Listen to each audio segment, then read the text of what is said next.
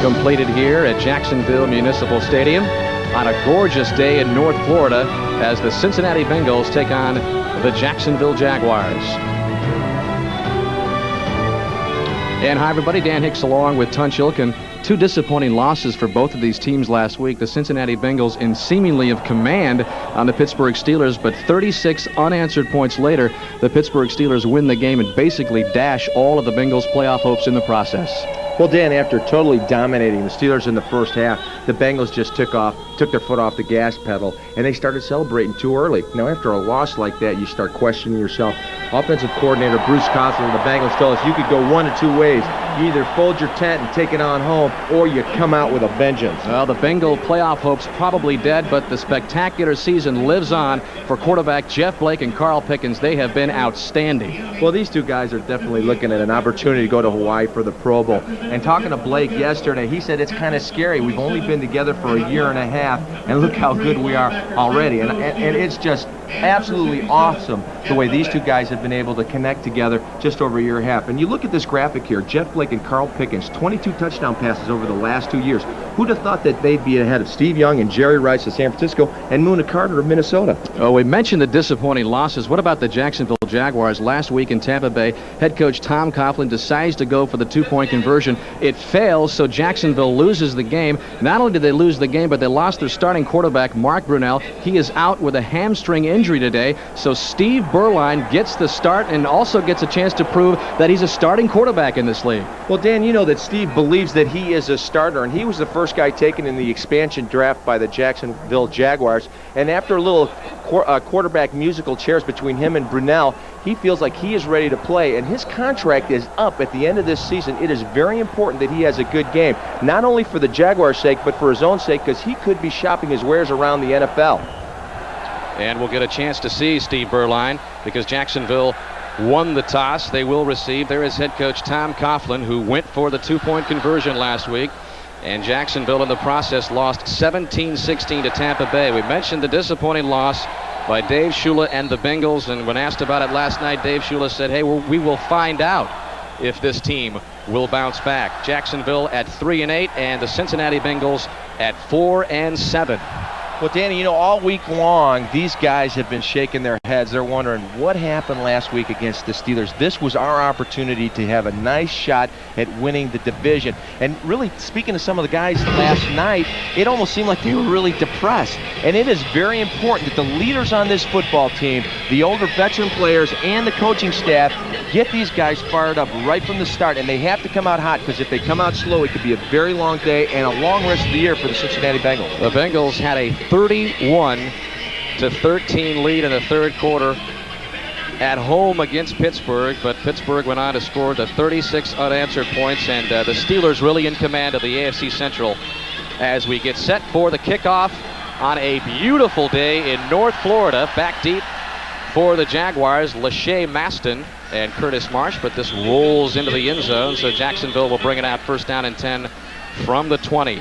And there is Steve Beuerlein. He was the opening day starter here in Jacksonville, so this is his fourth start of the season. Up front for him, the rookie bookend tackles, Baselli and DeMarco, but Sean Bowens is back in the starting lineup for the first time since week 4. This is the projected offensive starting line for Jacksonville in there. Maston and Dunbar, the running backs. Jimmy Smith gets the start for Willie Jackson. He's out with a knee and ankle injury last week. He's the leading receiver. And we'll also see Pete Mitchell come in as the third down tight end. He had 161 yards receiving last week. But it is James Stewart who is in the backfield as Beuerlein passes on 1st and 10. And it's to Pete Mitchell. 10 catches, 161 yards last week, and he comes up with the first down reception on the first play of the game here. As you watch Mitchell just going on a quick out here, and good protection to start the game off with Beuerlein. Just gets it out to him for a nice catch of the first down. So just across the 31, and the pitch goes to Vaughn Dunbar, left side, and Dunbar has some good yardage on the far side. Just 25 yards rushing last week on 7 attempts for Dunbar. And the Cincinnati defense trying to stop this Jacksonville offense up front, led by Copeland and Wilkinson, the former number ones. They've combined for 14 sacks. The linebackers, McDonald, Tovar, and Andre Collins, who starts for James Francis, a huge loss. Francis out for the year with a broken left leg. Leonard Wheeler and Rod Jones come into the dime package. Corey Sawyer gets the start. Rod Jones has a dislocated thumb, but he will see time.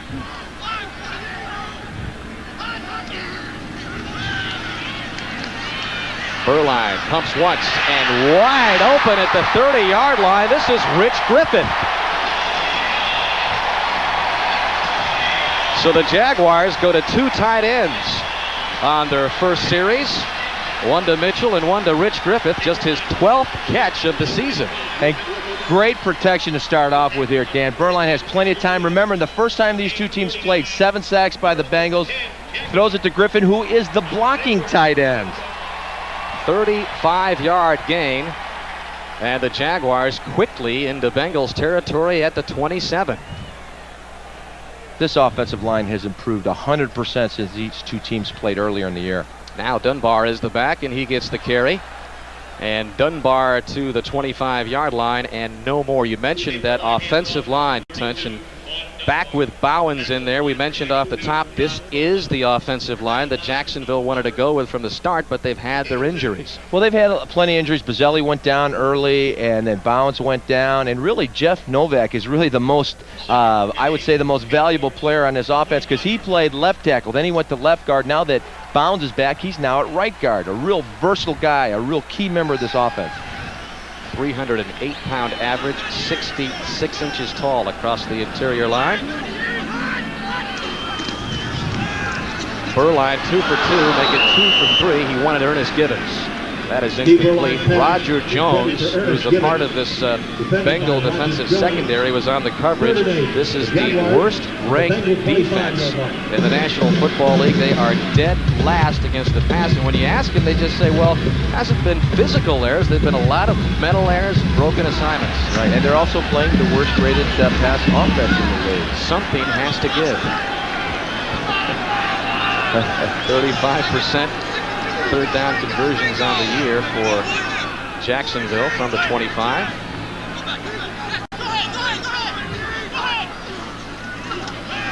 Beuerlein working out of the shotgun, chased out of the pocket, gets it away, and it's Pete Mitchell. Mitchell with a first down inside the 10-yard line. First and goal for the Jaguars.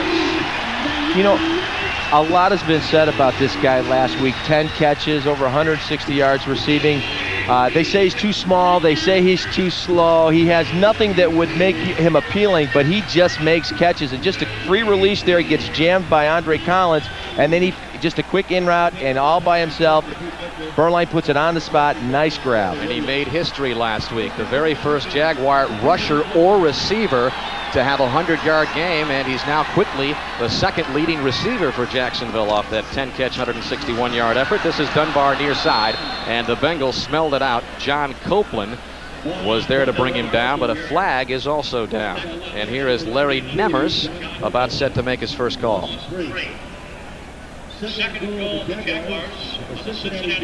And a holding call against Jacksonville. Holding, offense, number 73. 10-yard penalty. Repeat, second down. And that's on the rookie out of Michigan State, Brian DeMarco. Well, you know, you hate to see that. Whenever a flag goes down on a run like that, all the offensive linemen start looking around going, boy, I hope it's not on me. And DeMarco coming off on John Copeland. Copeland having an outstanding year. As a matter of fact, defensive coordinator Larry Piccatello for the Bengals said he is their most valuable defensive player. He is the leading sacker for Cincinnati. He has 8 sacks. And first down now from the 18. Remember, it is goal to go. Lachey Maston with his first carry brings it down to the 11-yard line, where he is met by Ricardo McDonald. Nice play by McDonald.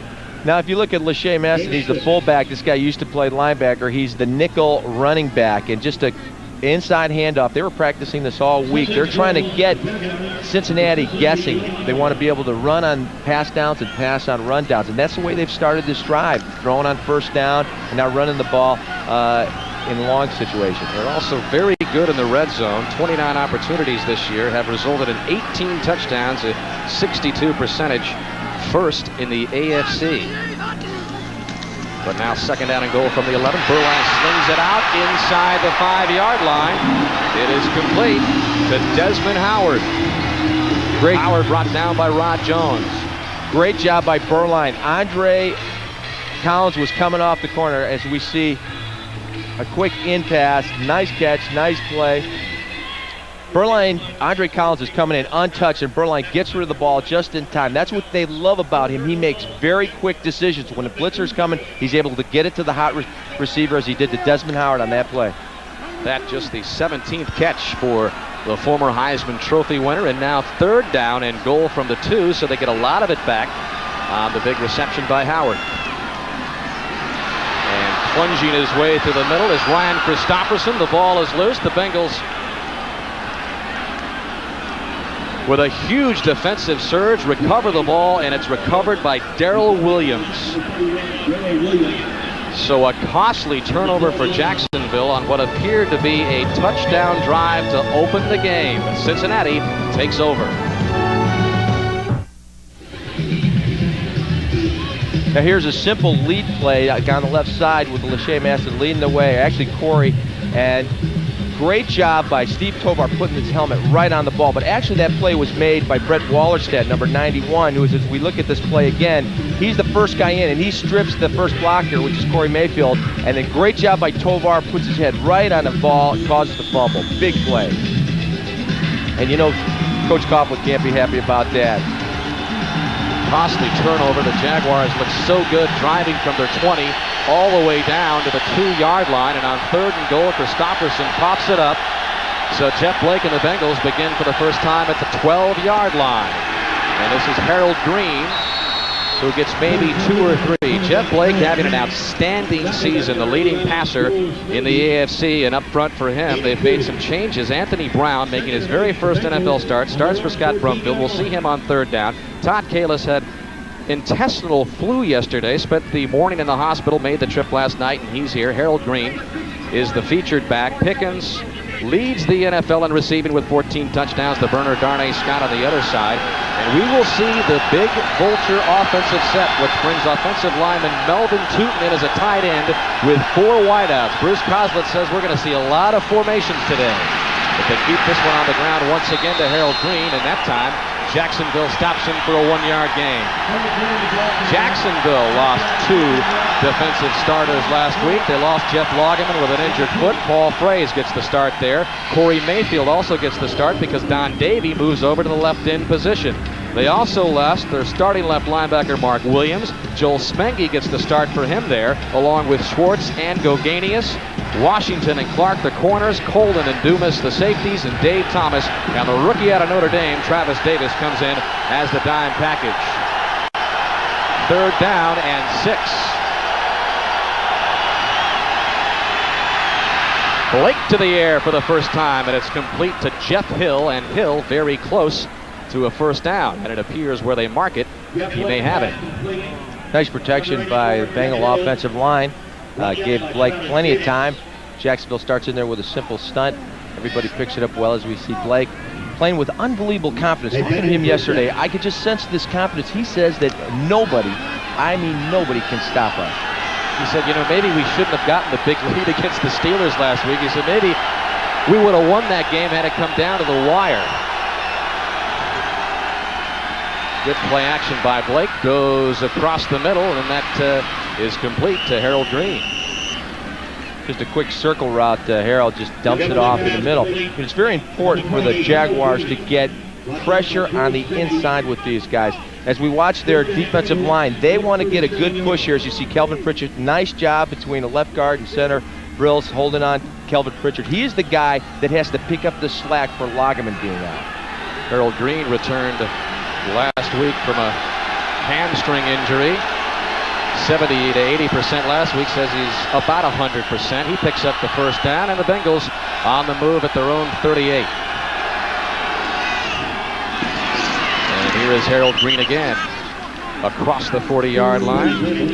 Bengals have not had a 100-yard rusher in 2 years. Harold Green had the last 100-yard game. His season high this year, just 71 yards.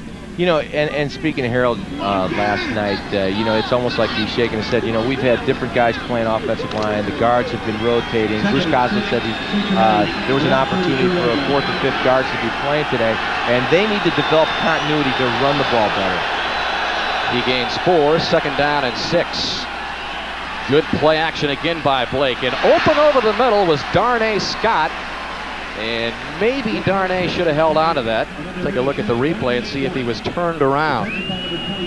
As we see Scott working on Vinnie Clark, and Vinnie just playing his zone. They were going to play a lot of 2-deep zone with the rotating up, and it looked like that was a catch that maybe Scott should have had. Darnay Scott had a touchdown catch last week. That was his first in a month. The Bengals faced with another 3rd down. They need 6. That's what they've done this season.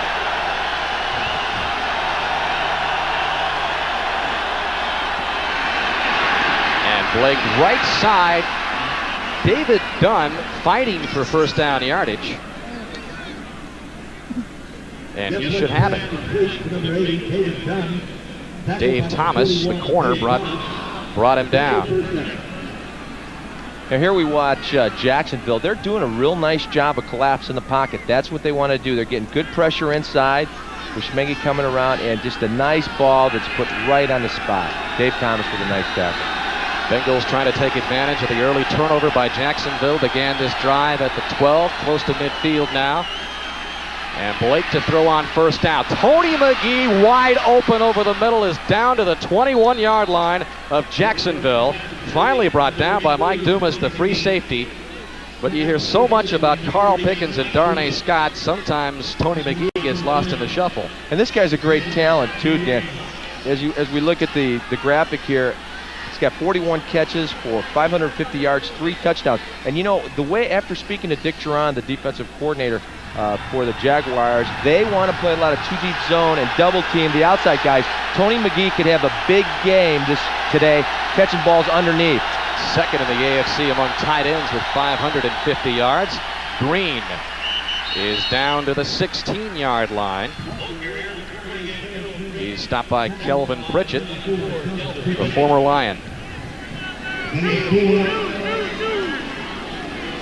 And Jeff Blake he's got some great numbers this year, but maybe the most impressive is the 18 straight games with at least 1 touchdown.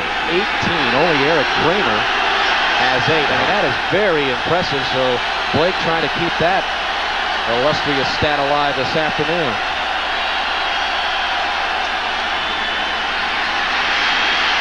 Blake rolling out of the pocket, pumping once, and just throwing it down to the sideline, incomplete. In fact, Jeff Blake, in 20 NFL starts, has failed to throw at least 1 touchdown pass only once. Wow. I mean, that's awesome.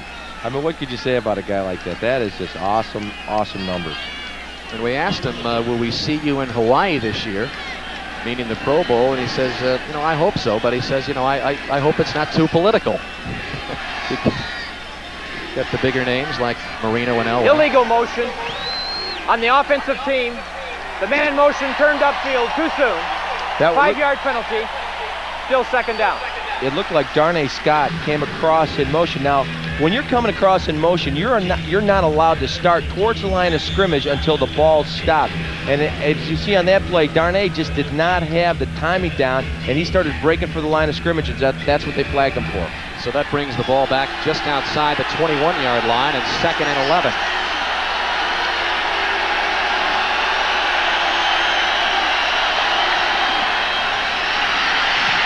And Blake over the middle at the 9-yard line. It is complete. Barry Colin made the stop on Darnay Scott, but it'll be a Bengal first down. And normally the Bengals go for Pickens in this area. So the Jaguars know that they're double teaming Pickens, and you see Scott on a quick inside move.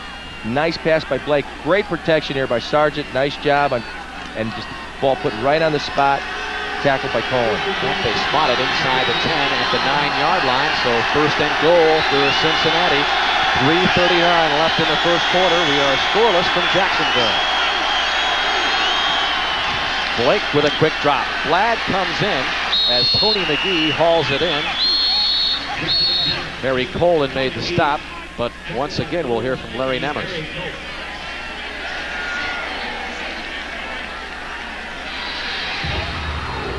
Illegal shift. Illegal shift on the offensive team. Two men went in motion at the same time. So another costly penalty on Dave Shula's team.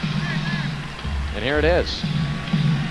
Well, I didn't quite see the flinch there, but they had two guys in motion. Now that can mean a number of different things. Whether one guy's in motion and an offensive lineman is slow getting in his stance, that would put two guys in motion. If two guys shift at the same time after the set, that would be two men in motion.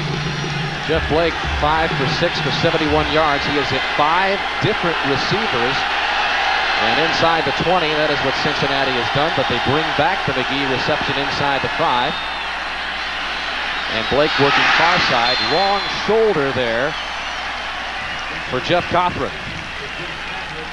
Well, Cothran ran an out, or an in, and Blake threw an out, so they just weren't on the same page on that play. He was looking for his 6th different receiver there in Cothran. Once again, great protection by the Bengal offensive line, picking up that stunt in the middle, and just once again, looked like Blake was throwing it to the flat, and Cothran was going up middle.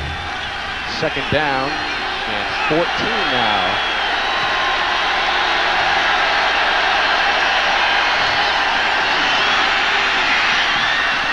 And Blake wanted Tony McGee, but it's picked off by Keith Goganius.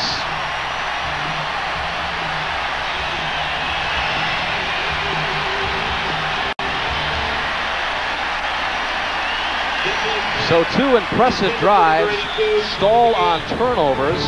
Jacksonville returns the favor. You're watching the NFL on NBC.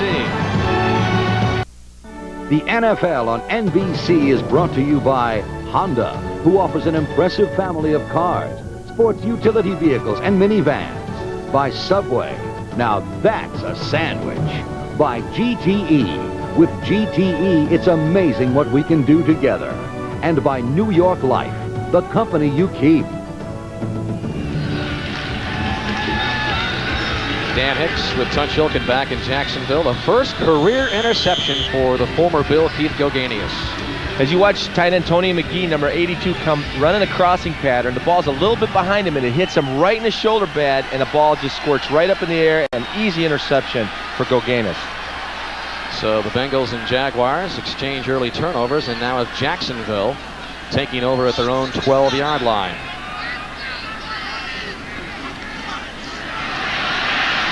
And Beuerlein wanted Mitchell. Was this picked off? No.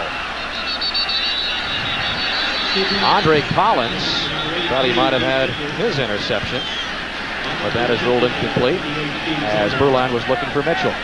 We're seeing a lot of tip balls today, Dan, already.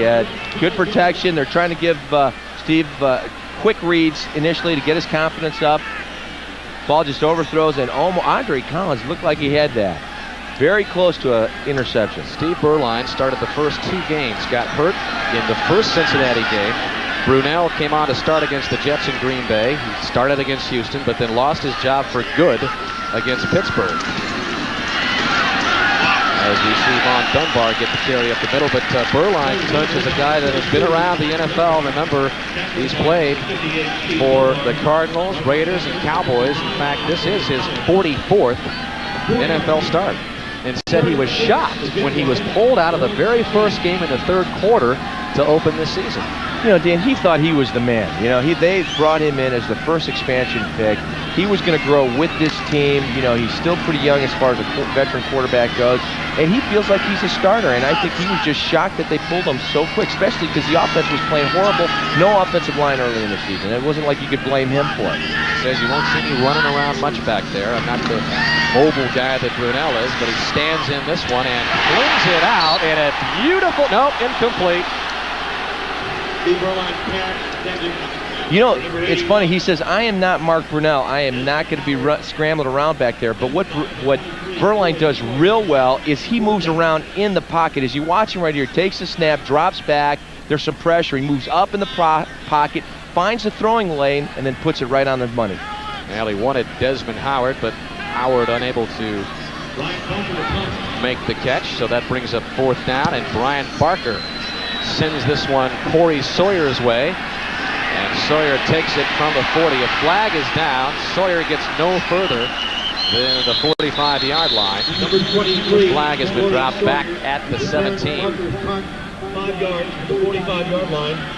Brought down by Ryan Christopherson and James Stewart. 1st and 10, the Bengals. Well, somebody took off a little early there. The interior line has to wait till the ball is kicked. Only the wide guys, the chasers, are allowed to go down on the field right from the snap. It was a 39-yard punt by Barker, who's 3rd in the NFL in net punting, 4-yard return, so 35 net there. Ineligible player, downfield on the kicking team, number 38. 5-yard penalty, re-kick. Coughlin saying, you know better. What's the deal here? Well, they mentioned the number 38. So that is Dumas, Mike Dumas. And so the Bengals will make the Jags march it back. And Barker will punt from the middle of his own end zone. And he's not in on this kick, Cam. They pulled him out. Ooh, Tom's rough. Make a mistake. High hanging punt by Barker. Sawyer calls for the fair catch at the last second at the 49-yard line of Jacksonville. 1 minute 40 seconds left in the first quarter. Still looking for the first score. Now, while we're away, that is fullback Jeff Cothran heading to the locker room. We'll try to have a report on why he's headed there. He had a bag of ice in his hand. I don't know what he was icing, but he was carrying a bag of ice. We'll try to find out where he'll put that bag of ice. As the Bengals just inside Jacksonville territory at the 49. Blake rolling right and tossing this one out of bounds. The Bengals had the interception. Blake's 10th of the season on the previous series. They had the ball 11 plays, chewed up almost 7 minutes. But like Jacksonville, came away empty on an impressive drive. Well, on that play, Blake just ran a simple naked boot, and Melvin Tootin was in there at right tight end. And if I was Melvin, I'd be a little hot right now because he was wide open.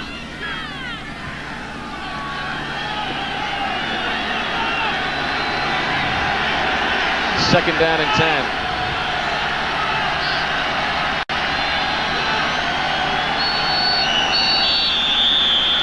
Flags come in to stop the play. Penalty flag. Looked like Paul Fraze was jumped offside. Now whether he was drawn or not, let's hear. Prior to the snap, ball start, 77 offense, 5-yard penalty, still second down. And that is on Kevin Sargent. Well, Sargent working against Paul Fraze, and just flinched a little bit. Maybe heard something he thought was the count and then realized it wasn't. That's always embarrassing for an offensive line when you flinch like that and they call a flag. I mean, you kind of hope you go unnoticed, but and hope the announcer doesn't call your name. Is your name called, Tunch, very often in your 14-year illustrious career with Pittsburgh? More than I care to remember. That moves the Bengals back. On the draw is Harold Green, and Green gets a lot of it back, but still short of the first down inside the 45. Let's check out other scores elsewhere on this NFL Sunday. Indianapolis has an early lead over Miami. Greg Gumbel. And Dan, it's thanks to Jim Harbaugh. We talked about him in the pregame show. His effectiveness late in the game. How about early on? 2 possessions, 2 touchdown passes. That's a 35-yarder to Aaron Bailey. The Colts lead the Dolphins 14-0 late in the first quarter, Dan. All right, Greg, thank you very much. Just about a minute left in the first quarter. Scoreless. Bengals faced with a 3rd and 5 from the Jacksonville 45. Blake guns it over the middle, incomplete. intended for David Dunn, but good coverage by Dave Thomas, and that'll bring up 4th down and the punting unit for Cincinnati. Oh, we got a little action there, Dan. A little shoving, it's getting a little chippy. I mean, that's the way it should be in the AFC Central. You know that? I mean, that's the way it is with Houston and Cleveland and Pittsburgh and Cincinnati. Might as well Jacksonville. Got to jump right into it. But a nice job by Dave Thomas jumping that quick slant. Dave Thomas had a partially blocked punt last week. Looked like he was heading off the field there, but there is Desmond Howard back to receive the punt by Lee Johnson. Mentioned 2 good punters today. He leads the NFL in net average with nearly 40 yards a punt. And a flag has been dropped back at the 11-yard line. And that should be delay of game. A lot of flags getting tossed out here this early, Dan. Reset the play clock to 25 seconds. We were allowing the defensive team to match up. Oh, so the penalty was on the clock, or actually the clock keeper, because he didn't reset. There's a look at Lee Johnson, 11-year veteran, and the left footer hangs it Howard's way, and he calls for the fair catch at the 11-yard line. We're still in the first quarter, 43 seconds left. The Bengals and Jaguars scoreless in Jacksonville. Last week in Tampa Stadium, it was Mark Brunell as they began the 4th quarter on this 9-yard touchdown run. It was the last play that Brunell played, because right there, he injured his hamstring. Steve Beuerlein came in to finish the game. So Mark Brunell is inactive today. You know, that's a weird injury, because usually you pull a hamstring sprinting downfield. I mean, that's so goofy. Who hurts their hamstring falling down? And I know that Mark's probably going, how do you even do that? It originally looked like he bruised his hip.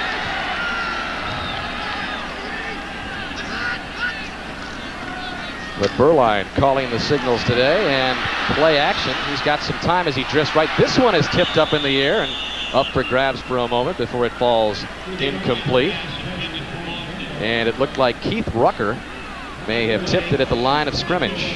Rucker getting a nice push, getting his hand up in the air and tipping that one.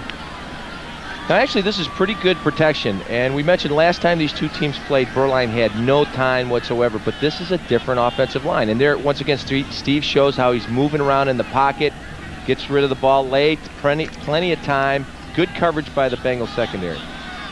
And a nice job by Rucker knocking it down. Brings up the 2nd down and 10, 36 seconds left, first quarter.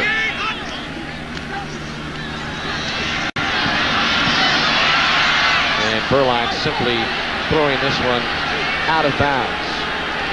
Well, nice job by Beuerlein. I mean, I don't see why the fans are booing. It was a screen, and nobody was fooled. All the Bengals dropped back into coverage, and if he would have thrown that screen, it would have probably been an interception. So he makes the veteran move and just throws the ball away. And in talking with Steve and the coaches for Jacksonville, Tunch, they talked about Mark Brunell may have been the perfect quarterback to be in there early in the year when this offensive line was just developing, because he could move around and he could escape and make things happen. In fact, it was Kevin Gilbride, the offensive coordinator, who said, hey, Mark Brunell was our offense, especially early in the season. Beuerlein will go down for the first time today. Cincinnati has the sack, and that will be number 99, Dan Wilkinson. 7th sack of the season for Wilkinson. Well, Big Daddy is really finally playing like they projected him, and he was working on right guard Jeff Kovac, or actually it looked like there was a breakdown in blocking, because Lachey Maston was supposed to block him, and there had to be a mix-up there. I don't know if they were all on the same page or what. Jeff Novak moving to right guard after playing most of the season as left guard, so there was a breakdown, a mental breakdown in the protection on that last play. Big Daddy ends this first quarter with a sack, which pins Jacksonville back deep. They'll punt it from their own end zone when we come back. This is the NFL on NBC. At the YWCA. Big Daddy picks up the sack for Cincinnati and pins Brian Barker back deep. But Dave Shula told his team this week told him about the time when he was an offensive coordinator with Dallas. They started the season at 3-7. They got to 7-7, and as it turned out, they got a lot of help from a lot of teams because the last 2 games, they needed to win just one of them to get into the playoffs. He told his team that story this week, but what he didn't tell them was that Troy Aikman ended up getting hurt, and they ended up losing the last 2 games, so they were out of the playoffs. So trying to inspire his team with some comeback playoff hopes. Corey Sawyer hauls it in at the 46 and strings Jacksonville special teams out and turns in a pretty good return. But a flag has been thrown at the 49. James Stewart ran him out of bounds. Looked like if someone came in there and got a clip. Usually when you set up a wall, you got to be very careful and make sure you get your head in front on the blocks. Sometimes when guys are running across the field and you're coming back to them, it's easy to catch him in the back. And what the refs are looking for is what side of his body is your head on? Is it on the front side or the back side? Well, it's been a slow-moving first quarter with all the penalties, and they begin the second quarter with another yellow flag.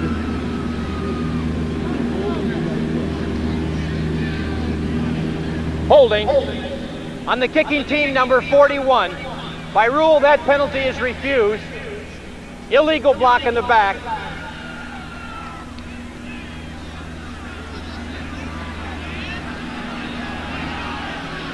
Well, go ahead, finish it. Illegal block in the back on number 28 during the return. That penalty will be enforced 10 yards from the spot of the foul. Cincinnati's ball. So Harold Green is tagged for the illegal block. Dave Thomas's number also mentioned. And he's now pleading with Larry Nemmers, who will have none of it. There's Tom Coughlin. A lot of discussion this week, Tunch, about the 2-point conversion call. What are your thoughts on that? Well, you know, I'm not the head coach, and his players were all for it, and they were pretty fired up. But if it's me, I'm thinking, hey, kick the extra point, play in overtime. The momentum was clearly in Jacksonville's favor. They dominated in the second half, got back in the ball game, and give your team a chance to win it in overtime. That's my personal thoughts. But I'm a little more conservative than your riverboat gambler type. Well, we'll hear from Tom Coughlin after this play, get his thoughts on what went through his mind as he called the 2-point conversion, which failed and ended up with a 17-16 loss to Tampa Bay as Harold Green gets the call and gets close to midfield. So here is Tom Coughlin on his call and strategy last week. Looking at the tape, you know, I'm even more convinced that it was the right call. We had driven the ball 96 yards. We were clearly in control. They were reeling. They were tired. There wasn't as much pass rush. All of those things were factors involved in the decision. Cincinnati from midfield. Here is the pitch to Harold Green, and Harold Green has first down yardage. And he is up to the 43-yard line. And I guess, you know, I was thinking and assumed, and I think Steve Beuerlein, who was the quarterback at the time, assumed too that they would go for the kick, tie the game. But I guess with all the injuries also that Jacksonville had suffered on the road, an expansion team out of the playoffs, I can see his point. Well, yeah, and you know, Bill Carr was going to do it against the Bears a couple weeks back when they were going in for the tie. But the Bears called timeout, and he changed his mind. And Coughlin tells us with such conviction, how can you argue with him? It was the first team to go for 2 for a win in the final minute of the game since the 2-point conversion came into effect last year. So it's kind of fun to see the strategy, the 2-point conversion, come down at the end of the game like that for the first time in that situation. As Eric Bieniemy got the call for Cincinnati on the 1st and 10. You know, Cincinnati is trying to establish the run.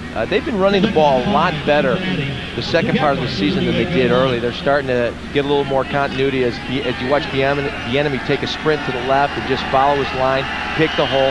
They do a lot of zone block in the Bengal offensive line, and they take one man outside of where they're at and let the back find the hole. Bieniemy picks up 5, second down and 5. Deep drop by Blake. Sets up the screen to Bieniemy, and Bieniemy is inside the 30, inside the 25, and down to the 21-yard line. of Jacksonville. Jeff Blake's pass Harry complete to Colin and number Brian 21, Schwartz Eric made the Bieniemy. stop, but it was Anthony Tackled by Harry Brown, Colin. Tunch, in his very first NFL start, who had a good block to help spring him. Nice screen, set it up nicely. A.B. Brown's out in front.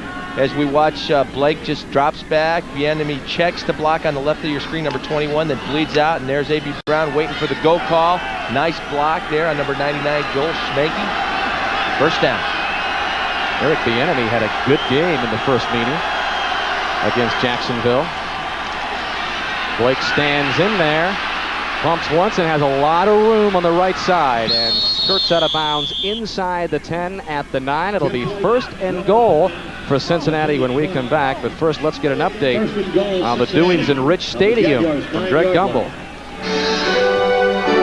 All right, Dan, in Buffalo, Drew Bledsoe and the New England Patriots on the board from 6 yards out. His favorite target is tight end Ben Coates on the receiving end of a 6-yard touchdown pass.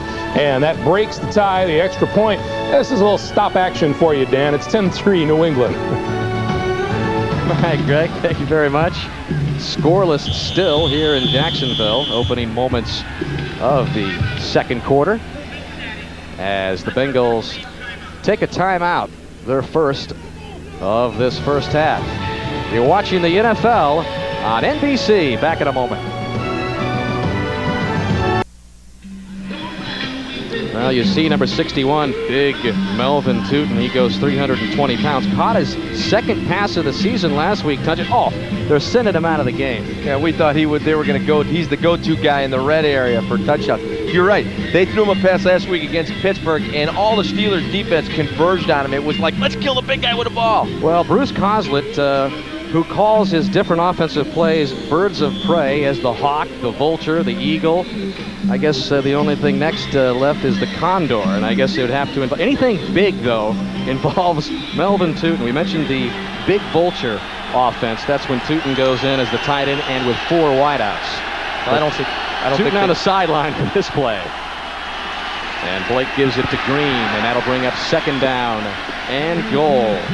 Bruce Coslett also told us, Tunch, you know, we've really had to outscore people this season because the defense has been ranked last in the NFL. So his squad has had to put up a lot of points on the board. 31 last week against Pittsburgh, 32 the week before at Houston. Reports eligible for Cincinnati. And there's Larry Nemmers announcing Tootin reporting as an eligible receiver. 2nd down and goal from the 8-yard line for Cincinnati. 11 minutes left in the first half.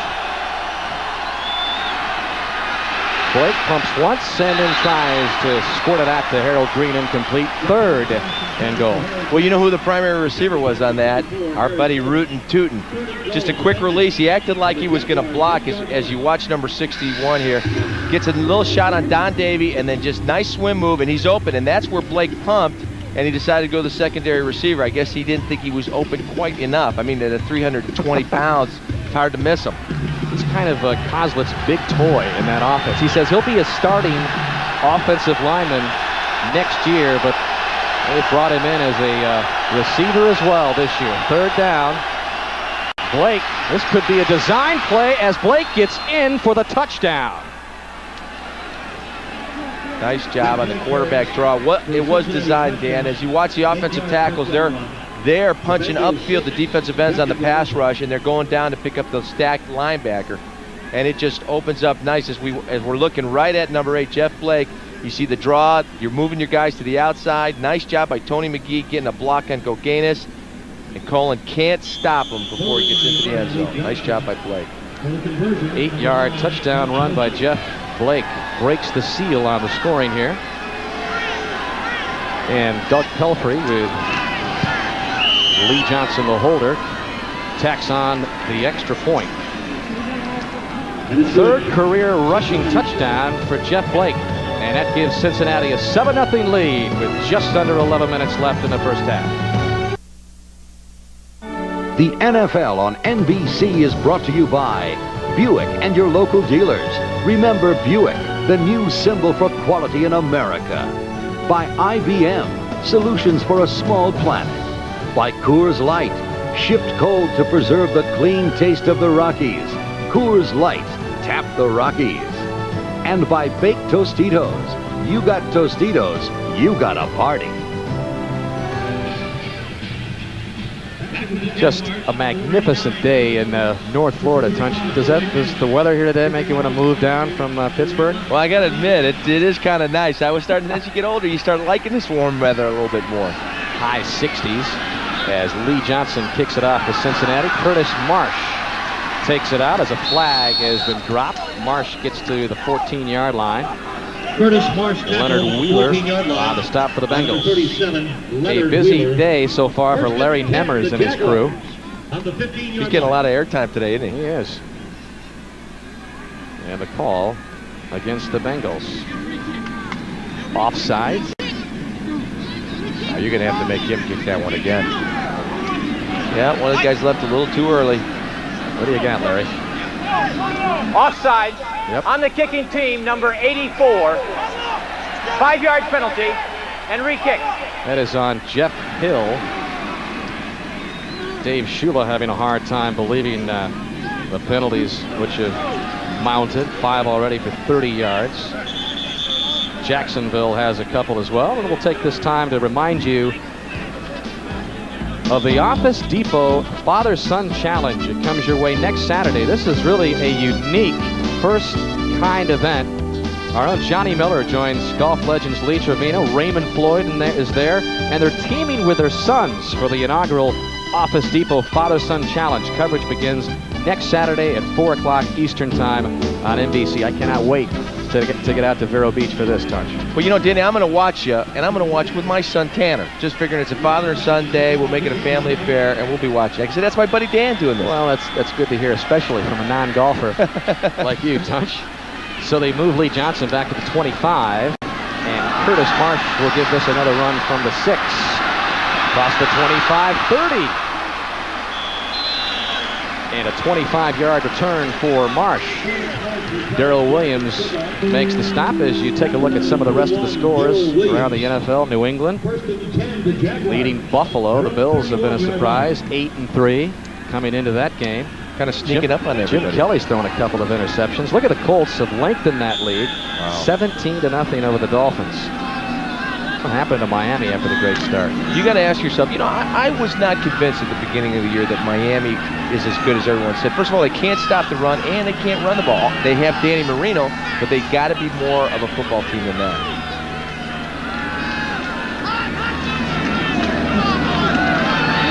Beuerlein begins this series with a pass to the near side, and he's got Ernest Gibbons. Corey Sawyer on the coverage. And Ernest Gibbons, of course, the former Oiler.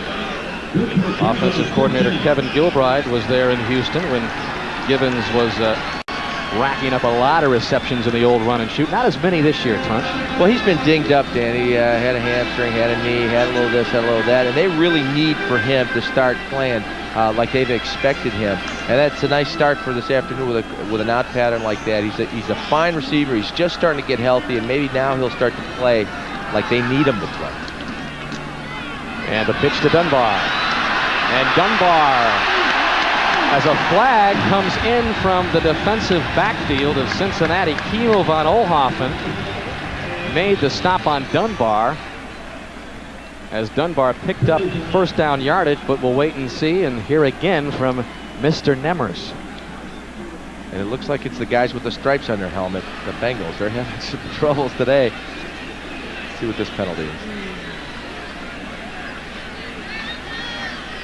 Personal foul for unnecessary roughness on number 56 of the defensive team.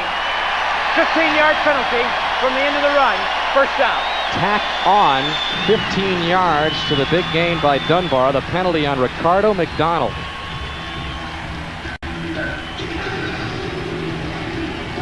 He's coming from the right into your frame, and oh, there it is. It's a kick. It wasn't because he hit him late. It was a great move by Dunbar. He faked him right out of his shoes, and as Ricardo McDonald's going down, he does what every good offensive lineman would do. He throws his foot up and try to leg whip him, but that is a penalty. 15 yards puts it down to the Bengal 32-yard line, 31-yard line.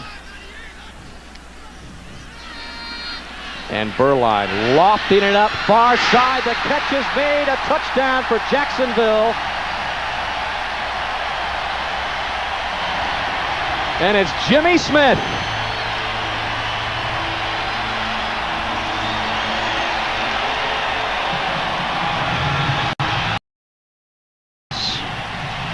You watch Smith working on Roger Jones one-on-one. Actually pretty decent protection, but Beuerlein puts the ball perfect where Jones cannot reach it, and Smith with a nice grab. You know, it's nice to be back for your first game as a starting quarterback and work against the number 30th ranked defense in the NFL. And it's also nice to get a start like Jimmy Smith had today for the ailing Willie Jackson. As we look at Mike Hollis tie it up.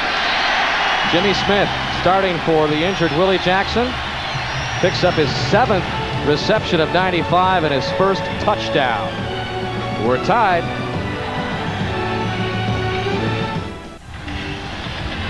Jimmy Smith was a 2nd-round pick of the Dallas Cowboys in '92. Out of football last year, Tunch. He was cut by the Cowboys and the Eagles in the preseason. He's got his first career NFL touchdown, and Jacksonville has tied it up at 7-all. From the 8-yard line, it's David Dunn. And Dunn carries the scrum up across the 30-yard line. David Dunn returns Mike Hollis' kick. As you see a tackle there, number 98, Corey Mayfield. It's very unusual to have a 300-pound guy running down under kicks. I mean, he must be a great athlete because he's the fullback on the short yardage offense.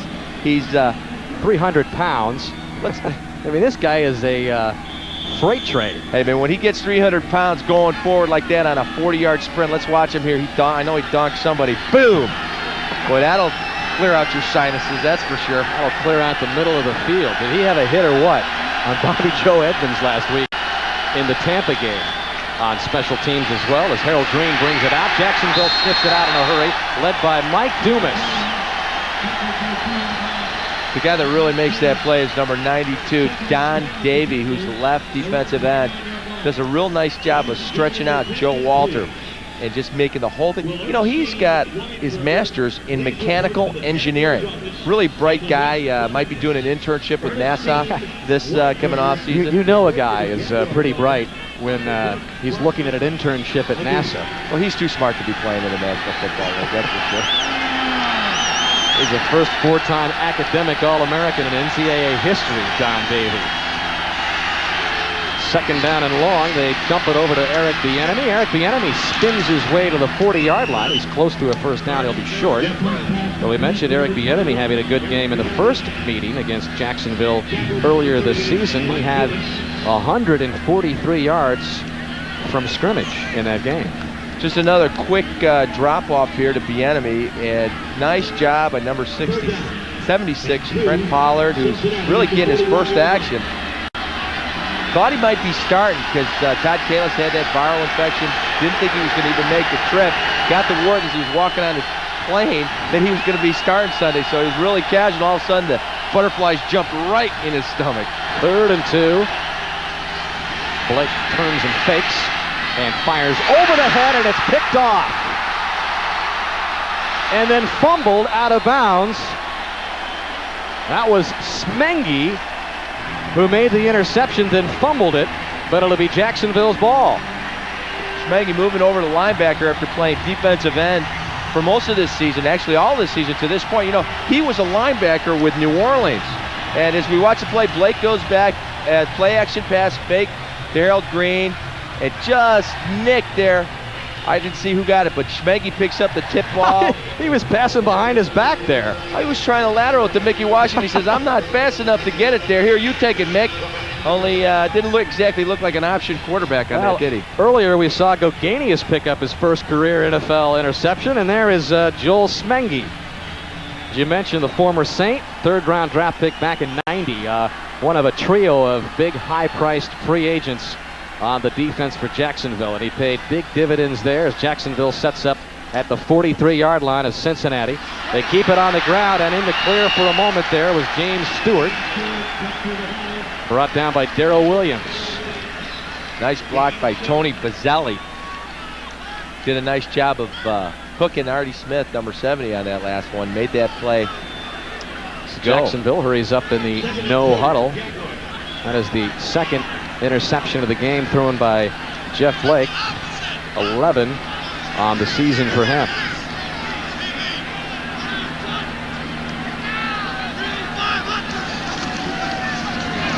And Stewart again, and the Bengals there to put the clamps on him. The leading tackler of Cincinnati led the way there, Steve Tovar, and it's amazing that he has played with all the injuries he's had. He said, I have a pin in my foot.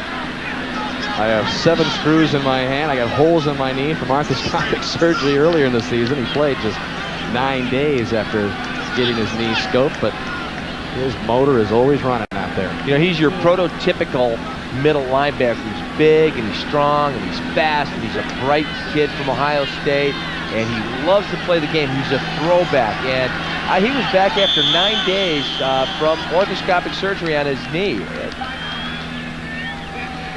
Timeout on the field taken by Jacksonville. They're at the Bengal 34. You're watching the NFL on NBC. Well, Tunch, Jacksonville shows us the hurry up and then calls a timeout. So some confusion perhaps. Well, it was funny because they said they wanted to speed up the pace of the game, but it's kind of unusual going into a hurry-up offense, a no-huddle look with 6.5 minutes left in the second quarter. Now, of course, unless you're Buffalo or some of the teams that like that, you're Tampa.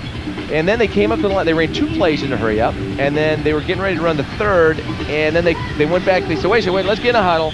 And then the next thing you know, they're walking around, and somebody calls timeout. So they've got to, after running 2 plays in a hurry-up, they got a lot of time to talk about this next play. Well, maybe Beuerlein, you know, he's had so many head coaches in his NFL career. Maybe he's a little confused. Look at these guys. Flores, Shanahan, and Shell with the Raiders. Johnson with the Cowboys. Bugle and Ryan with the Cards.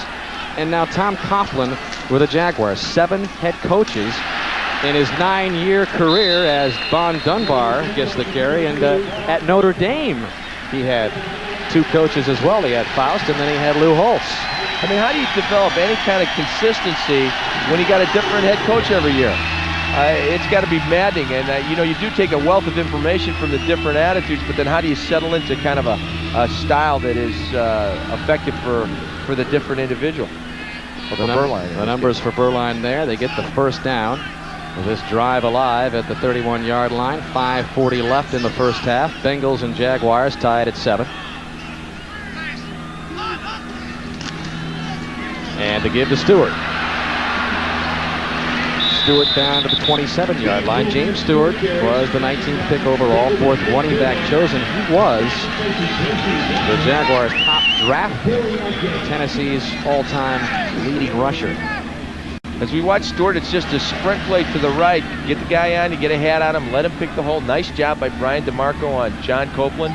You know, this is a good offensive line. I'm really excited. I mean, after seeing them early in the season, they were just awful. This is a totally different offensive line. Same guys in most spots, but just they're playing 100% better. Was it Gil Bryant who referred to them as the Bad News Bears earlier on the season? Bears. Another timeout. Well, the play clock had flashed double zeros, but Jacksonville takes its second time out of this first half with 4:48 remaining. Cincinnati and Jacksonville deadlocked at 7.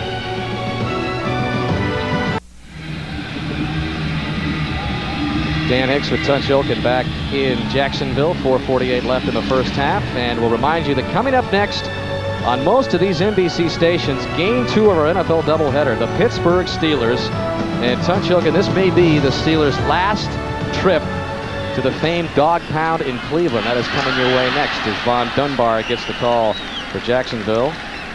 And I know you, along with a lot of former Steelers and present Steelers, sad to see that come to an end. Well, you know, it's the end of a great rivalry. I mean, that's my favorite. Outside of Three River Stadium, Cleveland Stadium was my favorite place to play. Just the hostility of the fans. I mean, it's all, the sun never shines there, and they hate you. It's great, man. I used to love playing there, and it's sad to see that rivalry has really come to an end. Not a lot of noise made so far today from this 70,000-plus crowd at Jacksonville Municipal Stadium. 2 for 5 on third downs today. This one juggled around and not able to make the reception this time was Rich Griffith, Andre Collins, the linebacker for Cincinnati there on the coverage. And that will bring up 4th down and 2. And we will see Mike Hollis. And you know, it makes you wonder. I mean, this crowd is so dead quiet. We've got a great game here, 7-7. As we start closing out the first half, and nobody's doing anything. Nobody's clapping. You think they're hungover from the Florida State game yesterday or something? Maybe they're all spent from watching that. Is that game huge in these parts or what? Here's a 41-yard field goal attempt by Mike Hollis. The holder is Barker, and this is no good. Hollis now 2 for 4 from that distance. He'd only missed 3 coming into this game, but now he sees his percentage go down to 13 for 17 on field goal attempts. Well, the snap's good. Hold is down, and he just pushes it a little wide. Number 61 reports eligible for Cincinnati. And you heard Larry Nemers reporting that Melvin Tootin will be once again eligible as Mike Hollis thinks about that missed opportunity on the sideline, so we remain tied at 7-all. I guess in your golfer terminology, you just let that one out to the right there, buddy. It leaked a little.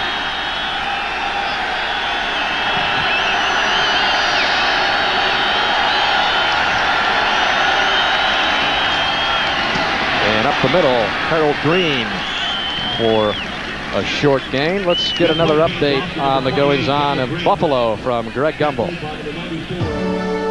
All right, Dan, the Bills coming right back against New England. This is Bill Brooks on the receiving end of a 32-yard touchdown pass from Jim Kelly. Brooks has scored 10 of the last 14 touchdowns scored by Buffalo with a field goal added. The Bills lead New England 12-10. Back to you, Dan. Thank you, Greg. Got to drive a stake through the Buffalo Bills. Just will not die. Cincinnati from its own 34.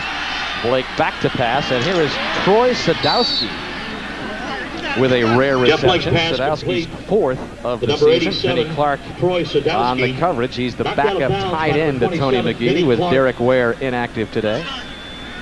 3rd down. As you watch Sadowski, 87, releasing to the flat on your right side. Just a quick out. Ball's right on the spot and very close to a 1st down.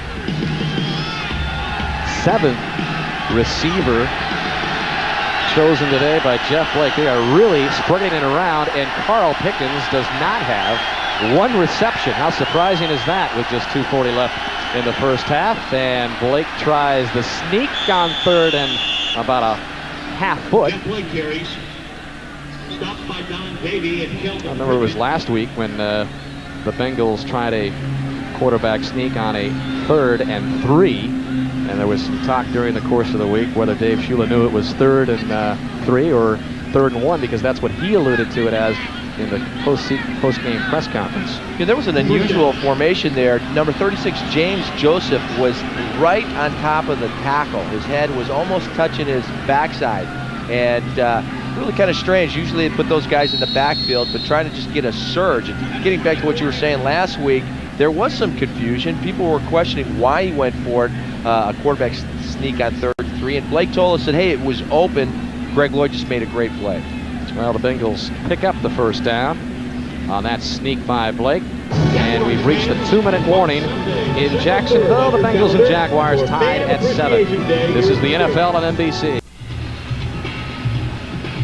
2-minute warning here in Jacksonville. I'm looking forward to the second playing of Jurassic Park on NBC tonight. Well, I'm going to watch it. I hope I'm home in time because, you know, it'll be edited for television, so that means I can watch it with my kids. And you may want to note the special time, Tunch. At 8:30 Eastern Time, 7:30 Central, Jurassic Park, right here on NBC. Get the popcorn going. It's a beauty. Well, Jacksonville calls this the jungle here at Jacksonville Municipal Stadium.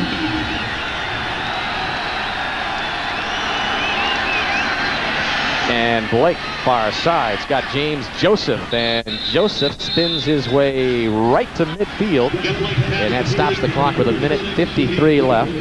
Cincinnati with 2 of its timeouts left. The Jaguars have spent 2. You know, it's funny, the Jaguars call this the jungle. The Bengals playing a jungle. Right. You think Jacksonville should be allowed to call this the jungle? I mean, there is a jungle already. True. We'll have to check on that. Of course, if Mike Brown moves. Second down and short. Yeah, right. From the 50-yard line. How far will we go before we see Carl Pickens? Well, not on that play as he goes to the tight end, Tony McGee. They're going to mark him out at the 46-yard line. James Williams made the initial stop. Tackled by number 90, James Williams. And Blake getting the Bengals to the line on the hurry-up offense with 1:35 and counting. Well, you can almost sense that the Jags were saying, we are not going to let Pickens beat us. Pickens is on the left side. Blake goes underneath, one at McGee, incomplete. And that was Dave Thomas, who made a nice defensive play, batting it down before McGee had a chance. Knocked away by number 41, Dave Thomas. Nice job by number 41, Dave Thomas. From the Jaguars' 45-yard line. They told us that they were going to double Pickens all day long, and they were going to work him over. They were not going to let. I mean, he is the go-to guy. He is the man who makes the play, especially as you get into plus territory. They're on the 45-yard line right now. This is when Blake really starts looking towards Pickens, and you'll see a double team on the left side there. Pickens had a 100-yard game in the first meeting against Jacksonville. 5 catches on 102 yards. No Pickens. This is Harold Green hurtling his way inside the 40-yard line. It'll bring up third down. Vinnie Clark made the stop. Well, Vinnie told us yesterday that they were going to give him the underneath stuff. They just did not want to get beat deep. They were not going to let that happen, and they were going to give up the underneath stuff and then punish the receivers after they make the catch. Blake steps up in the pocket, buys himself some time. Again, the ball is up in the air, and again, it is intercepted. James Williams. Third interception thrown by Blake, and again he wanted McGee, and again it was tipped up and picked off. Well, James showing that dislocated shoulder he had last week looks pretty good right now. Third interception, and it's funny, they're all tipped balls. The one that McGee the first time was ricocheted off his shoulder. As we watch, good protection. Blake steps up in the pocket. But you know, just if you see that, McGee was drifting to his right, and Dave Thomas gets his hand on it, and Blake threw it to the left. And it was just a heads-up play by James Williams. Getting back to their game plan, they were going to give the Underwood thing. As you watch Blake in pursuit, you know someone's going to take a shot at him. They love to hit those little bitty quarterbacks. Third career interception for James Williams, his first of the year. And Jacksonville with an opportunity here with 48 seconds left at their own 47. Beuerlein complete.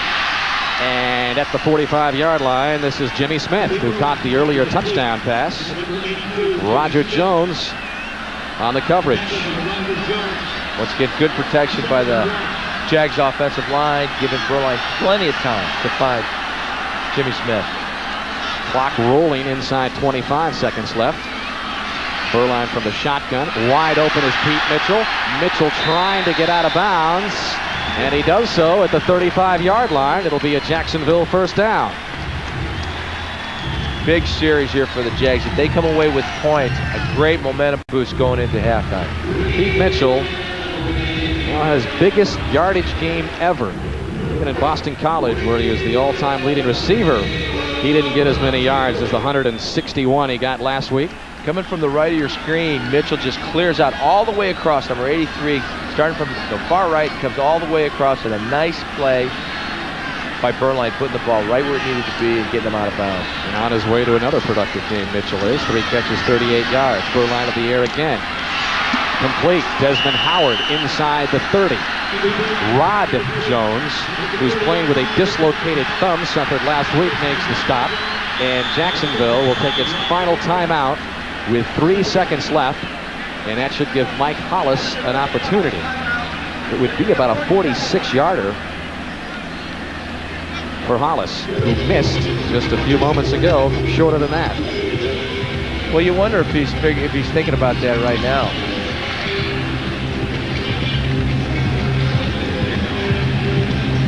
And coming up at halftime, Domino's halftime report with Greg Gumbel and Mike Ditka and Joe Gibbs. Wait for scores and highlights. And a feature on Steeler /wideout /quarterback /running back Cordell Stewart. Tunch, you do that so well. In fact, I think I'll leave all the promos to you for the rest of the game. Deal? Oh yeah, I'm just, give me every. I saw the pizza and I got excited. I saw the Domino's pizza. Hollis missed from 41 yards earlier. This officially a 47-yard attempt for Hollis. And he pushed that last one, so let's see if he hooks this one. Blocked. So Hollis doesn't even get a chance, and it looked like John Copeland, who has been playing great football, as this is Andre Collins running it out. And he's got some speed. Yeah, the ball is live, so they'll have to bring him down to finish off the final play of the first half. That was bizarre. It was like everybody stopped. They figured, they didn't realize it was a dead ball. Everybody was getting ready to walk off the field. Andre Collins picks it up, and that could have been a touchdown going the other way. Yeah, so Dave Shula, the beneficiary of a couple of missed field goals by Jacksonville. They had their opportunities, but Hollis misses from 41, and his 47-yarder is blocked. We are at halftime, and we'll be back with the Domino's Pizza NFL on NBC halftime report right after this. At halftime, the Jacksonville Jaguars and Cincinnati Bengals tied at 7. Dan Hicks back with Tunch, Ilkin, and some thoughts on this first half. Carl Pickens has yet to make a reception. Jeff Blake hasn't found him the ball. And in the meantime, Jeff Blake has thrown 3 interceptions, so Cincinnati's big, high-powered offense has been struggling. Well, the Jags decided they were not going to let Pickens beat them. I mean, that was their game plan coming in. They were going to double team him all day. They were going to give up the underneath stuff, and they just did not want to get beat deep. And it's funny because last time Blake struggled was down here in Florida, in Tampa, also on grass. So Jacksonville kicks off to begin, and Jeff Hill takes it at the 2 or 3 yard line. Good return by Hill across the 40, and finally dragged down from behind, close to midfield. I remember it was Hill who took the lateral pass on the opening kickoff against Pittsburgh last week from Dunn. He's a former running back at Purdue and has been impressive. Well, that was a beautiful play in the opening kickoff last week at Riverfront Stadium. Look at the Coors Light halftime stats. You look at the 3 turnovers by Cincinnati. Those are the 3 picks by Jacksonville and just 1 for the Jaguars, but they missed a couple of field goal opportunities in the first half. Hollis missed from 41 and also had a blocked field goal from 47. But the Bengals begin an excellent field position here, but Troy Sadowski is met in a hurry by Mickey Washington. Well, he got drilled by Mickey. Just a quick out pattern to Sadowski. Blake looks like he's throwing the ball just a little behind his receivers all day today. Even that one, it wasn't right where, normally the thing that receivers love about Jeff Blake is he puts it where you can catch it and then you can take it and run. And even the passes that he's completed today have been a little off, a little behind, a little low. Just the second game played by Cincinnati on natural grass. As Blake hands off, Harold Green, but the other game, Tunch, was played just down the way in Tampa, and that was a game that Jeff Blake referred to as really the ugly game of the year when things were not going right at all, and that was the only other game on natural grass. He struggled a little bit. 61, Melvin Tootin's in at the eligible position. And Tunch, this is the big vulture set. That's right. 4 wideouts, no backs behind Jeff Blake. And the way that Tootin at the tight end.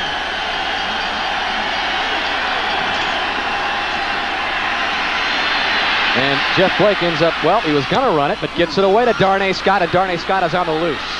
And inside the 20, broke 2 or 3 tackles before he's brought down at the 15, but a flag is also down. Back at about the 46. Looked like he was over the line of scrimmage when he threw that one. I mean, it almost looked like one of those touch football games where you cross the line and you run back and you try to throw it, and I think they got Blake. Yep. Crossing the line of scrimmage and throwing the ball. Well, he saw a wide open Darnay Scott and just couldn't help himself. So bring it back. Illegal forward pass. Number 8 of the offensive team threw the ball beyond the line of scrimmage. 5-yard penalty. Lost it down. As you watch Blake, drops back, has some time, doesn't see an open receiver, and he starts scrambling, and right here decides to dump it off to Scott. Scott does a nice job making people miss. You know, they brought that formation with Tunch in really to help put him one-on-one against Don Davey, and then it allows Joe Walter, the right tackle, and 62 Todd Kemp, the right guard, to squeeze on Kelvin Pritchard, who's really their best pass rusher since Lagerman's out. Coslett to the punt. Coslett always has these wrinkles to take guys out. Last time these two teams, he had a running back chipping on Lagerman to take away his aggressive pass rush. A good way to start off the second half of Cincinnati, which had good field position after the Jeff Hill return. Desmond Howard breaks the tackle. And he'll be out of bounds at about the 17-yard line. Brett Wallerstedt shoved him out. Opening moments of the second half. Tied at 7. The NFL on NBC is brought to you by Acura, who introduces the Acura SLX, the most civilized way to leave civilization. By Polaroid. Get the surprising Polaroid talking camera this holiday and get instant smiles. By Microsoft. Where do you want to go today? And by Wendy's Monterey Ranch Chicken Sandwich. Get something you love for the holidays. Back in Jacksonville, this is the 29th ranked offense in the NFL. And a look at their first half possessions. Just the one touchdown pass to Jimmy Smith. Other than that, it has been not good, Tunch. Well, you know, they have not accomplished their goal. They wanted to establish the run. They really feel to make this offense work, they have to be able to run the ball, and they just have not been able to do that really since they played Cleveland. And also you add into that the fact that Mark Brunell is their leading rusher, and he's not playing today. As we watch Kevin Gilbride, the offensive coordinator, he really wanted to establish the run today and start throwing a lot of quick passes and give Beuerlein some protection and just move the change. That was his goal coming to this game. Now there's Mark Brunell, leads all NFL quarterbacks with 410 yards rushing, leads the Jaguars. And now Von Dunbar has just 6 carries for 29 yards to lead the Jacksonville rushing attack. And they'll give it to Dunbar, and he won't add to that total at all. Artie Smith, the right defensive end for Cincinnati, shut him down. Nice play by Artie. Not only does he shut the play down, he really stands up. Tony Bazzelli stuffs him in the hole, makes the play shut down right from the get-go. Picked up from the 49ers. Got a couple guys they picked up from the 49ers on waivers. Todd Kelly as well. Third year out of Louisiana Tech. Second down and 9 as Dunbar got a yard. Beuerlein out of the shotgun. Over the middle, that is complete. And that is Jimmy Smith. Big hit by a guy who's got a reputation for landing some connections in the NFL, Darrell Williams. A gain of 6. Nice protection to start off with here. Beuerlein's got plenty of time. Threads the needle, Jimmy Smith, and whack! Darrell Williams is waiting there. Hello. Former #1 pick out of Miami. Jimmy Smith's got 3 catches for 44 yards and the second quarter touchdown, and that's all Jacksonville has been able to do. We're tied at 7. 11:24 left in the third. Beuerlein to fire again, complete for the first down. And that's Jimmy Smith again. And he points the way for first down yardage. Corey Sawyer brought him down. Once again, good protection for Beuerlein. This offensive line playing a lot better than the last time. I think they had a little vendetta against these guys after the 7 sacks against them last time.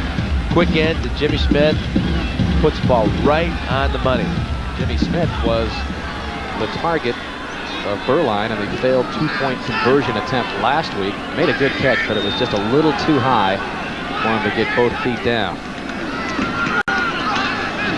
And along the right side for maybe a yard before Dan Wilkinson met him was Dunbar.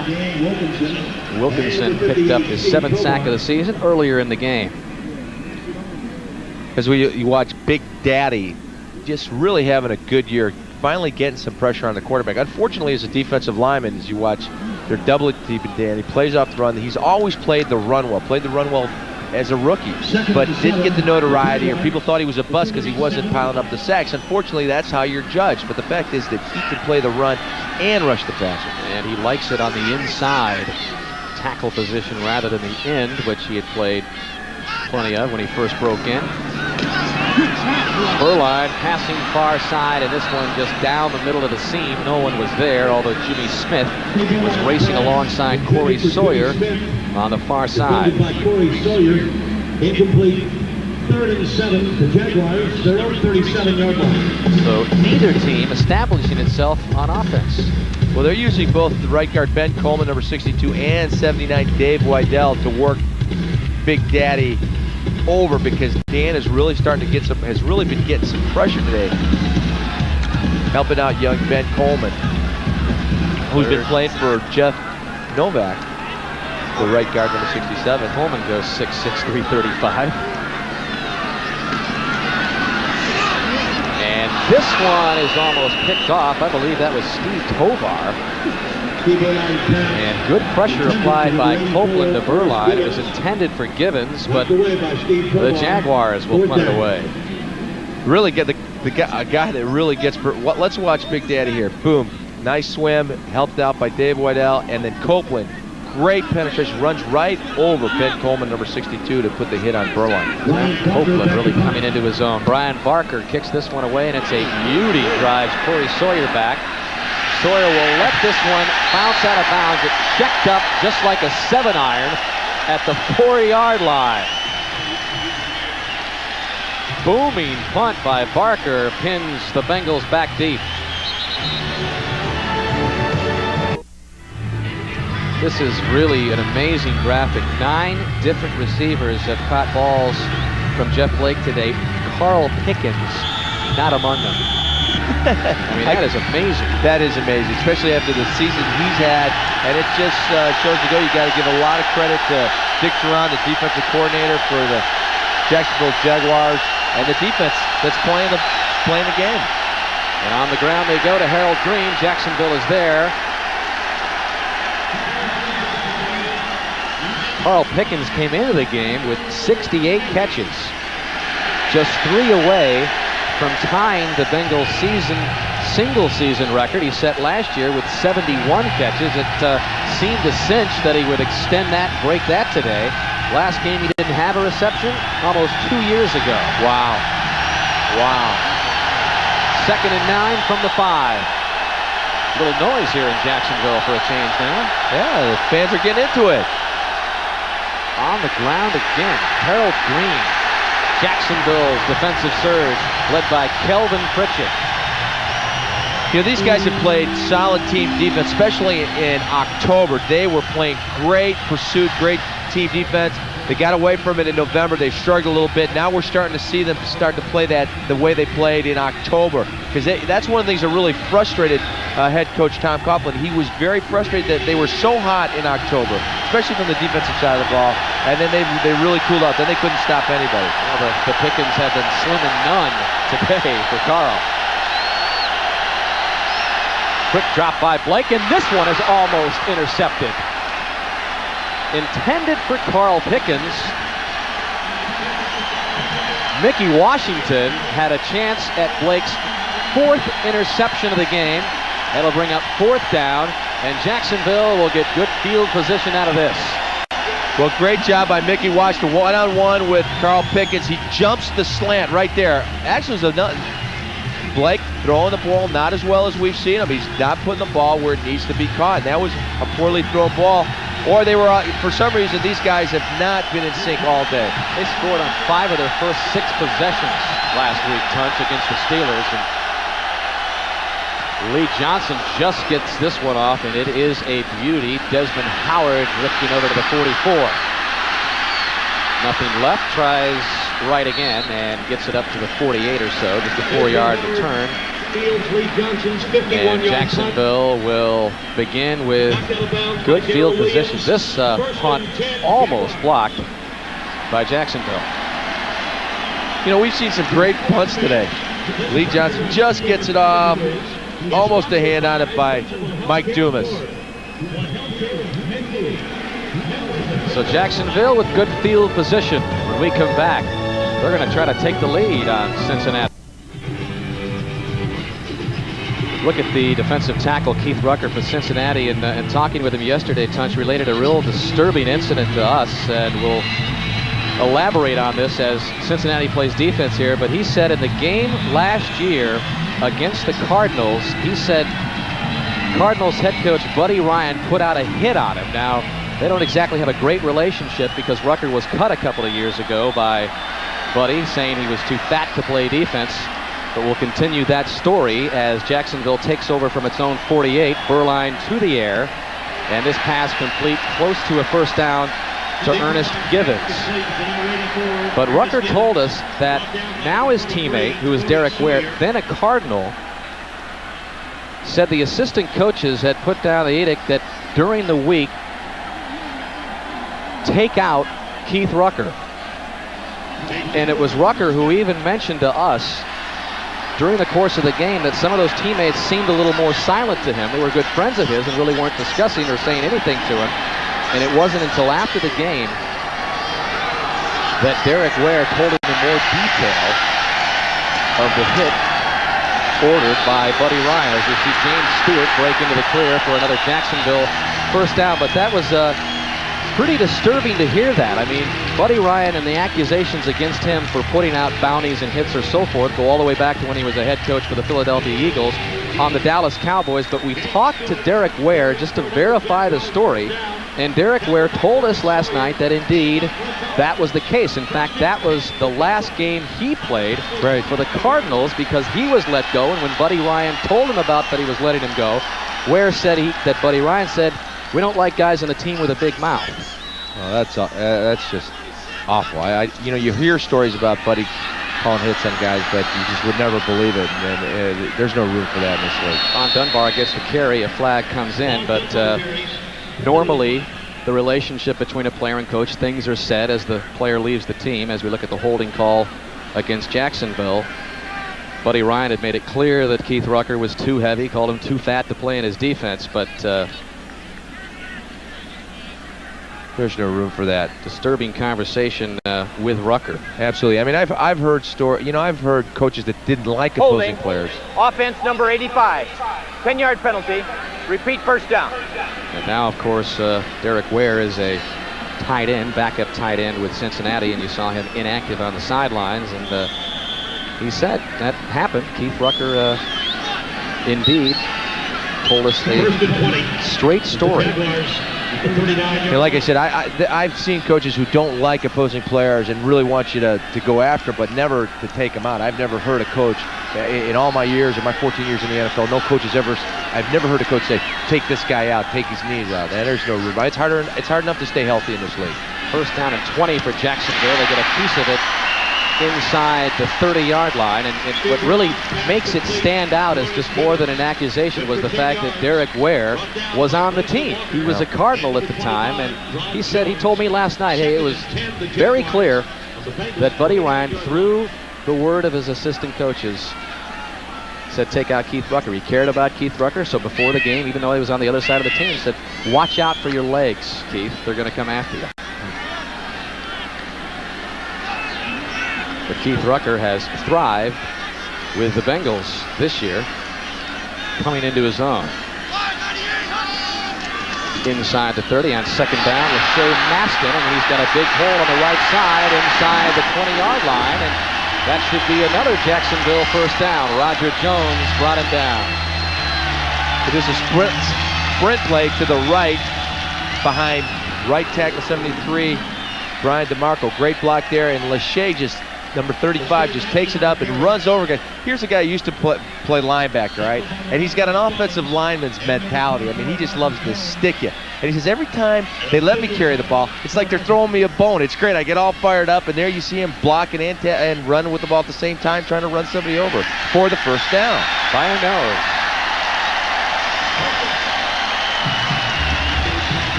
.5:14 left in the third. Maston's got a couple of carries for 17 yards as that Jaguar running attack can use any help it can get with the leading rusher, Brunell, on the sideline. Steve Beuerlein getting his 4th start of this season for the injured Brunell. Tied at 7. And Jacksonville inside the 20 at the 19 with a 1st and 10. The fake to Dunbar. Beuerlein all day will simply throw it away. Once again, Beuerlein doing the veteran thing, showing that, hey, I'm not going to force it in there. I'm not going to throw a pick. We're down and we're going to get some points here. If it's not open, let's throw it away. And that's what you want in a veteran quarterback. You want him to make wise decisions. And that's what Tom Coughlin said he loved about Steve Beuerlein. He makes smart decisions and he makes them quick. Primary receiver wasn't open. Went to the secondary receiver, wasn't open. Threw it away.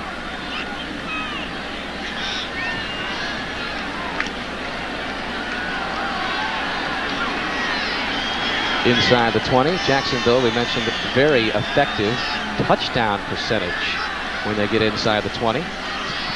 Better than 60%. Beuerlein fire to the end zone, incomplete. He wanted Jimmy Smith. It was deflected by Roger Jones. Good play by the Bengals secondary the last 2 plays. Good coverage. Didn't enable Beuerlein to get it anywhere, and right there, a good knockdown. Well, Roger Jones almost picks this one off. As you see, good protection again. Beuerlein's had plenty of time all day today. And here comes Roger Jones. Makes almost, really should have had that. He's mad and stuff. And as you watch it, Beuerlein, he's not too thrilled. He knows he shouldn't have made that throw. Bad throw. So 3rd and 10.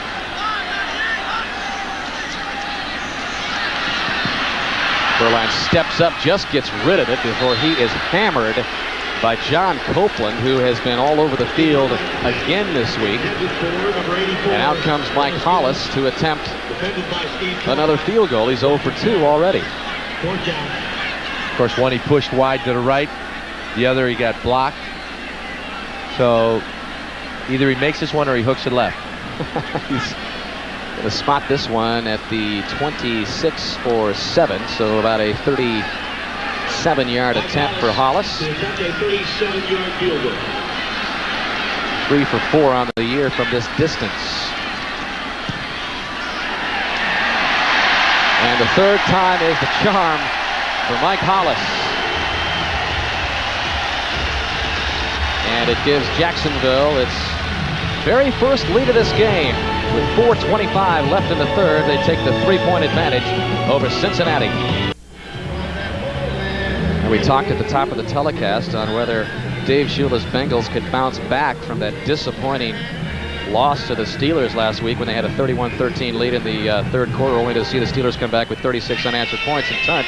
They do look flat today. Well, you know, we asked Dave how he thought his team would respond, and he said he didn't know. And when Bruce Coslett said there are 2 ways to go, come out with a vengeance or fold your tent, go on home, they haven't exactly come out with a vengeance, have they? They don't seem to be very fired up at all. You see some bewildered faces on that sideline. They're all kind of saying, wait a second, just 2 weeks ago we thought we were a pretty darn good football team. Hollis boots it in the air. Jeff Hill from the 11. And a flag came flying in on that pile as Hill brings it back to the 32. Tackled by Bernard Carter, flag of the play.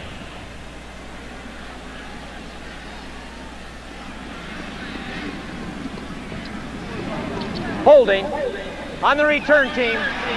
10-yard penalty from the end of the run. 1st down. Well, another penalty against the Bengals and another penalty on their return teams. They've been struggling all day. Every time they seem to get a decent return, whether it's a kickoff or a punt return, they've been flagged for it. And, you know, that's not good. That shows lack of concentration. When you keep having penalties over and over and over again like the Bengals have, what that tells me is that this team is not concentrating. And whether they're still not over last week or whatever, they've got to get their mind right, and they've got to get it together. And that man, David Shula, has to make sure of that. Carl Pickens is split to the right. Another flag comes in as Blake has it batted away. Well, Don Davey didn't know that the play was over, and he tried to strip the ball, but he had a sack and a fumble. This is a team that has lost its 7 games. 5 of them have been by 3 points or less. 62 of the offensive The defense could not hear the whistle. Therefore, there's no foul on the quarterback. That's on Todd Kalis. So add that to the frustration of last week, and it has been a series of disappointments for a team which was, well, they would have put themselves in pretty good position had they been able to win that game last week, even with all of the previous disappointments. Sure.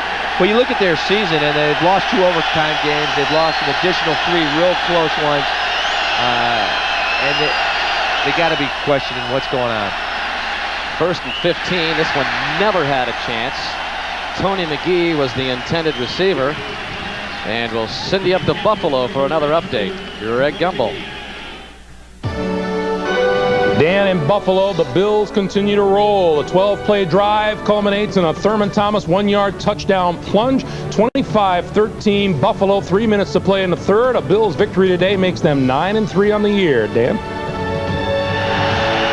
And the Bills look like they will go to 9-3. Still time left up at Rich Stadium and still time left here, but Cincinnati hasn't been able to get anything going on offense. Blake scrambling out of the pocket.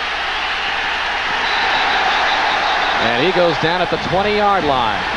Another flag has been dropped in. That one was on Harold Green.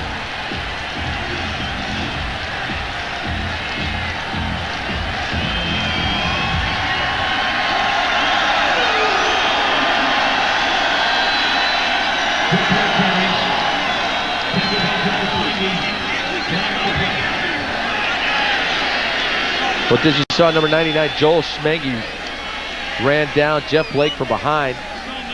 Let's hear the call. Personal foul for a late hit on the offensive team, number 2.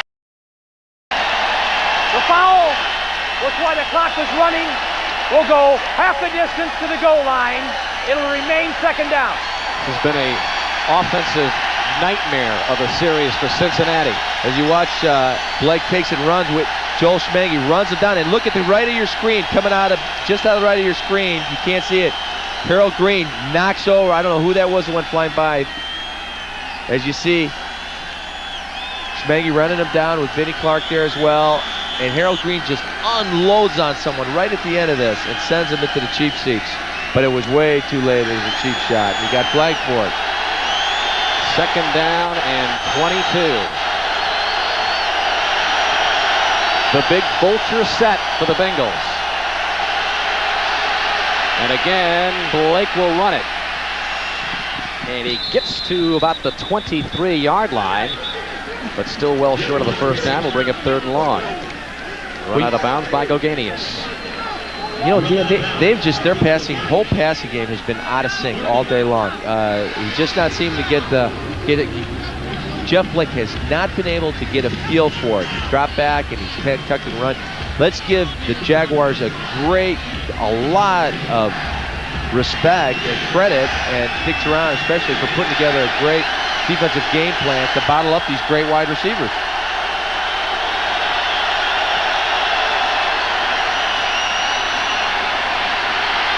Blake has time, buys more to the right side.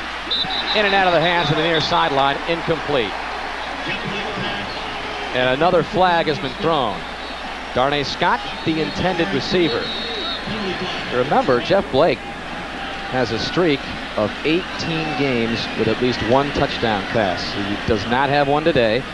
And Carl Pickens has at least a touchdown pass in 15 of the last 16 games. And not even a catch for 2 yards in this game. And there's flags all over the place after this place. The officials are discussing it. Too many men on the field, on the defensive team. That's a 5-yard penalty. We'll repeat 3rd down. The foul on the other side of the field was for an illegal contact. The quarterback was out of the pocket, therefore it's no foul. Well, no wonder they bottled up this passing attack. They had too many guys out there. I mean, it's easy to do with 12 guys. As we take the replay of this, watch Carl Pickens on this one. Working on Mickey Washington, expecting help. Oh, he's open. And he's wide open. Wide open. But hey, Blake just didn't see him on that one. Frustration there by Carl Pickens. 3rd and 3. More flags. This is bordering on the ridiculous now, Tunch, as Kelvin Pritchett came across. Well, the officials are definitely going to have to wash their handkerchiefs because they're hitting the ground a lot today. It's unbelievable. There's another 3-4 down. Let's see Prior to the snap, false start, number 62 offense. 5-yard penalty, still third down. Well, Todd Kalis did move. And back go the Bengals. Well, in all fairness to Todd, he was in the hospital yesterday with a viral. Oh, that wasn't Todd. That was Melvin Tootin. Melvin was the one that moved, I thought.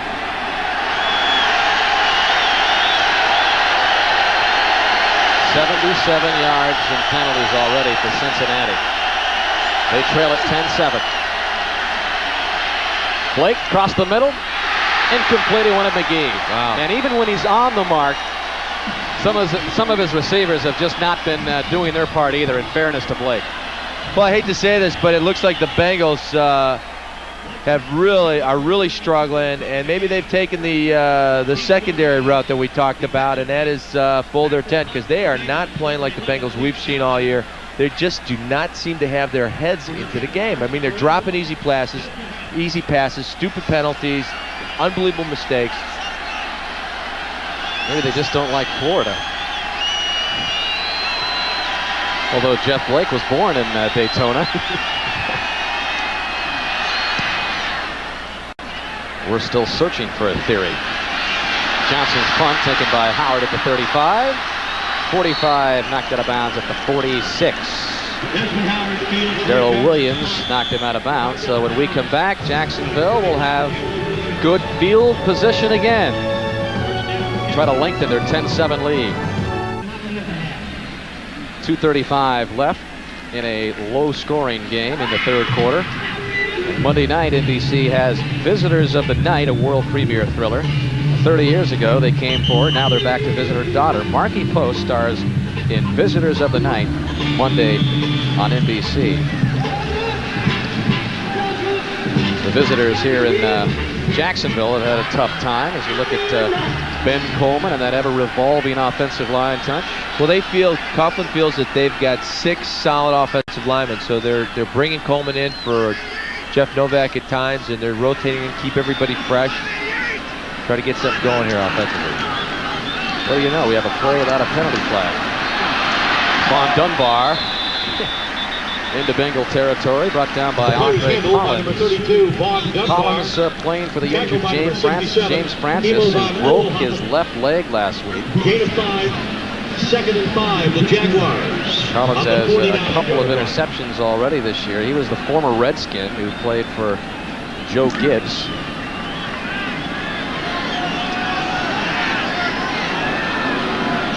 And Dunbar, the yardage for him so far, 38 yards on 9 carries. 2nd down and 5. And James Stewart finds some daylight. Stewart down to the 39 of Cincinnati before he's brought down by Roger Jones. Let's send you to our New York studios now. Get another update from Greg Gumbel. All right, Dan, in Indianapolis. Dan Marino to O.J. McDuffie. 5-yard touchdown pass. A 2-point conversion made it 24-14. But Marino has been nailed in the end zone for a safety. The Colts lead it now 26-14 late in the third. Dan? All right, Greg, late in the third here. Jacksonville with a 3-point lead. Only scoring to the second half. A 37-yard field goal by Mike Hollis. Well, there was a penalty on that play. Right after I said, what do you know, we have a play without a penalty. There was a holding call against Jacksonville. The ball back at the 41-yard line. 2nd and 15. You know, they're just starting to establish the running game. That penalty really hurts them. They were just starting to establish the running game. Now they're backed up. Beuerlein gets sacked at the 34-yard line by Big Daddy. Dan Wilkinson picks up his 2nd sack as the ball came loose. It's brought over to the far sideline. I believe Jacksonville will retain possession, but Beuerlein really nailed on that play. Wilkinson picks up his second sack of the game, 8th of the season. Well, Big Daddy on the left side of your screen working on Ben Coleman, number 62, and just a nice uppercut, gets a rip, and crushes Beuerlein. And what you don't want to do as an offensive lineman, you don't want to let him get on your hip, and that's what young Ben Coleman does right here. He's got it, ducks his head, and just fans on him, and at least he's heads up about it and picks up the ball as it comes loose. Lachey Maston picked it up. Beuerlein on 3rd and long, plus to the right. Another flag comes in. Jimmy Smith, did he hang on? No. It looked a lot like the 2-point conversion attempt last week. Good pressure again by Big Daddy as you look at more scores. In just a moment around the NFL, there's that Buffalo-New England score.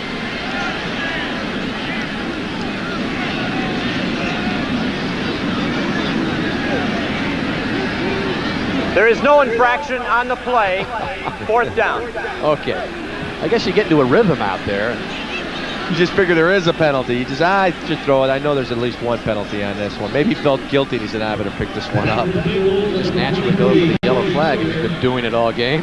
Brian Barker to punt then on 4th and 16. Neither team establishing anything on offense. That punt nearly blocked. Corey Sawyer back at the 18.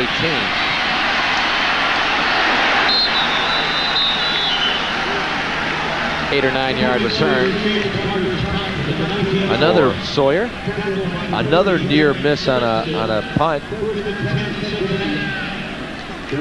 As you watch to the right of your screen, the snap's just a little high. Had to take an extra step rather. It just missed it.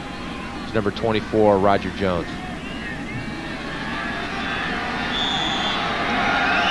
Well, the Bengals, as poorly as they have played on offense, still in it. They only trail by 3.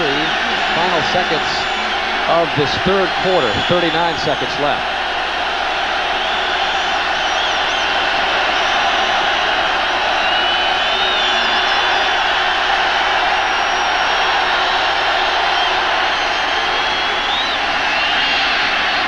Blake across the middle, and this time Tony McGee with a beautiful reception.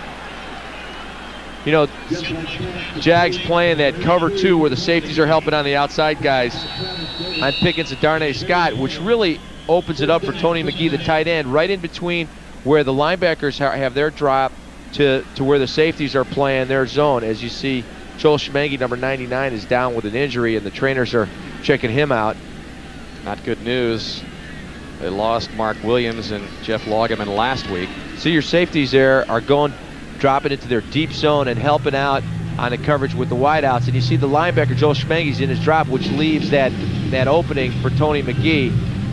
And the secondary does a nice job in converging. And talking to Dick Duran this week, what Dick said they wanted to do is they wanted their safeties to play deep and to get depth to help out on their wideouts on Darnay Scott and on Carl Pickens. What you don't want to do as a safety is be in a chase mode, which the Steelers did last week in the first half. And you don't leave your corners one-on-one with Carl Pickens or with Darnay Scott because they're just too good.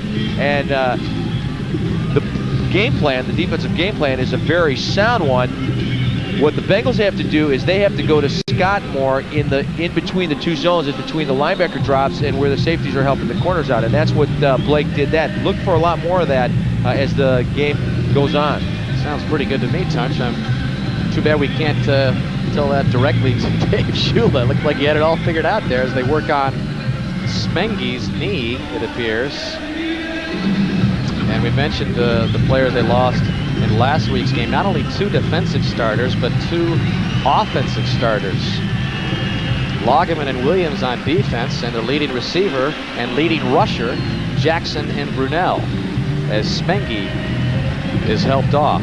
You know, the loss of Laugeman really hurts because this, some say, was one of Laugeman's best years. He was having a great year.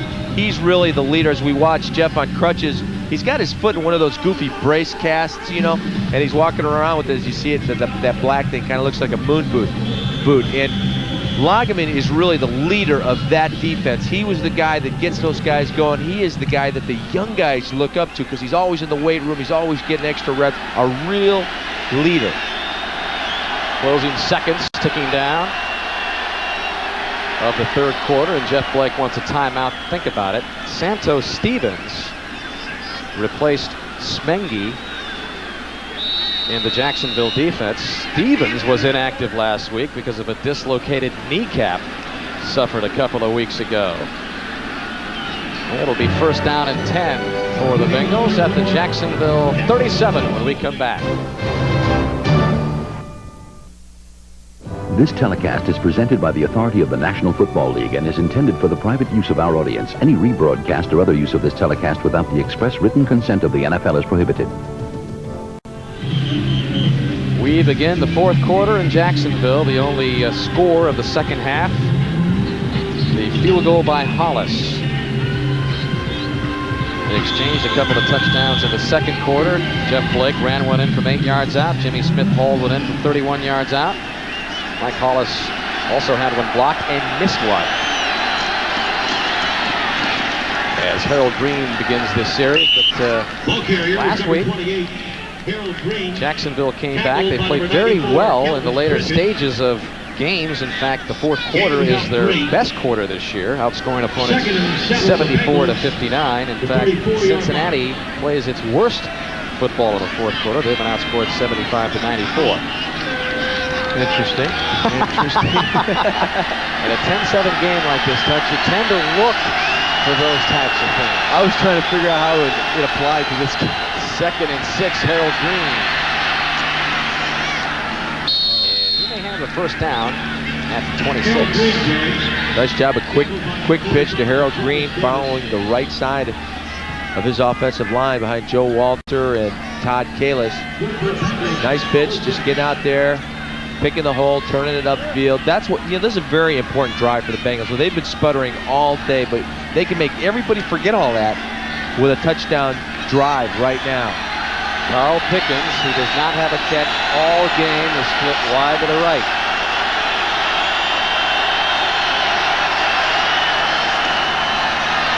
Instead, they keep it on the ground to Green.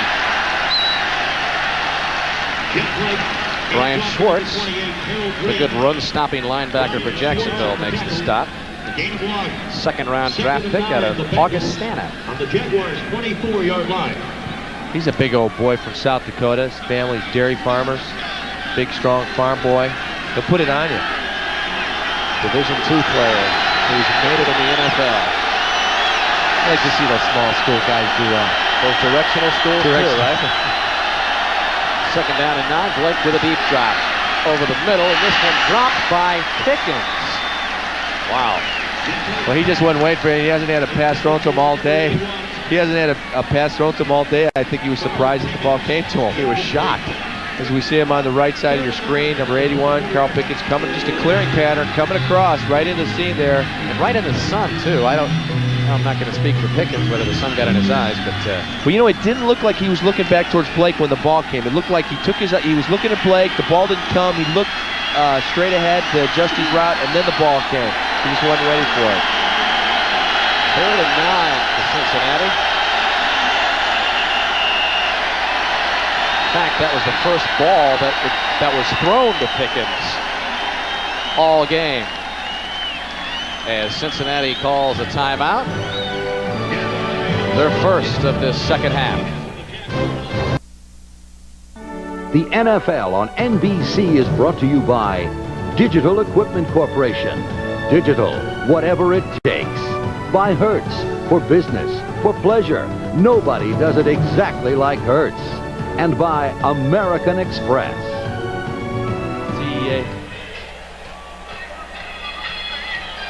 Beautiful day in Jacksonville. Bengals with a 3rd and 9 and Tunch. This would seem to be an opportunity to lay one up for Carl Pickens. But Blake is rushed out of the pocket. He'll pick up the first down and dive down to about the 11-yard line. Keith Gogani has brought Blake down. Well, Dan, if you look at the beginning of that play, the safeties are so far back that it's hard to lay one up for Carl Pickens at this point in the game because they're taking that away. The Jaguars are taking that play away. It's an interesting thing. Last week, the Steelers, one of the top defensive teams in the NFL, couldn't stop the Bengals for 3 quarters or 2.5 quarters. Now we're seeing a team that's nowhere near the Steelers' caliber defense, completely shutting down Blake and company. A 20th ranked defense.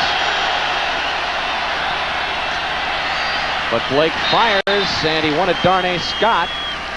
That'll fall incomplete. Joel Smengi, who is back out there active after shaking off the early injury. As you watch Darnay Scott on this one, just a quick post pattern, quick in look, and he's got to make that catch. That's a catchable ball. And he's got to, they're out of sync. I mean, it's just they're dropping balls, they're miscommunicating, stupid penalties. These guys have just been out of whack all day. Maybe it's the biorhythm thing. So they keep it on the ground. See if Harold Green can get some yardage. He's inside the 10. And that'll bring up 3rd down. Brian Schwartz again on the stop for Jacksonville. It's really been an overall lousy performance on offense for Cincinnati. Blake has had his opportunities. He's been off the mark a couple of times. Passes have been batted up. He's been picked off 3 times. All of them in the first half. Tony McGee has had some drops. Carl Pickens had a drop.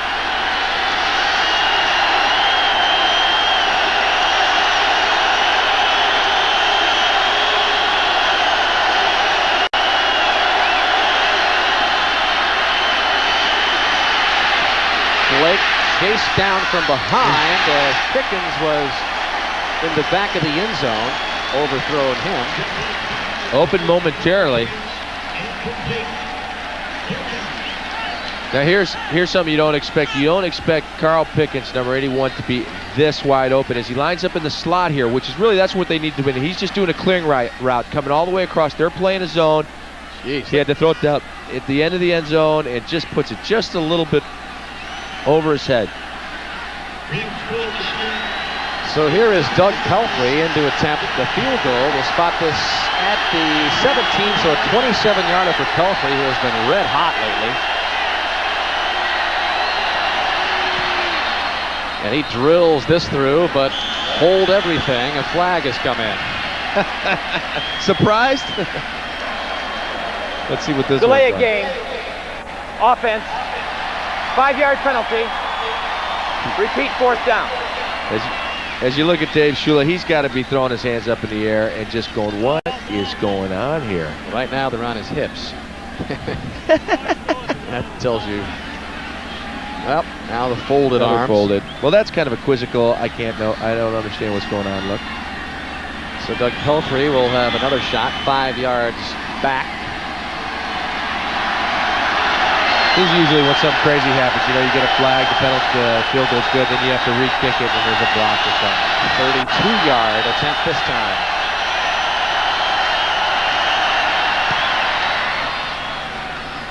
Pelfrey's so hot they could keep moving him back one after another, and he keep drilling him through. 9 straight for Pelfrey, and he's tied it up with 11:27 to go. The NFL on NBC is brought to you by Domino's Pizza. Call now and have Domino's deliver the ultimate deep dish pizza. Because when it's gotta be deep, it's gotta be Domino's.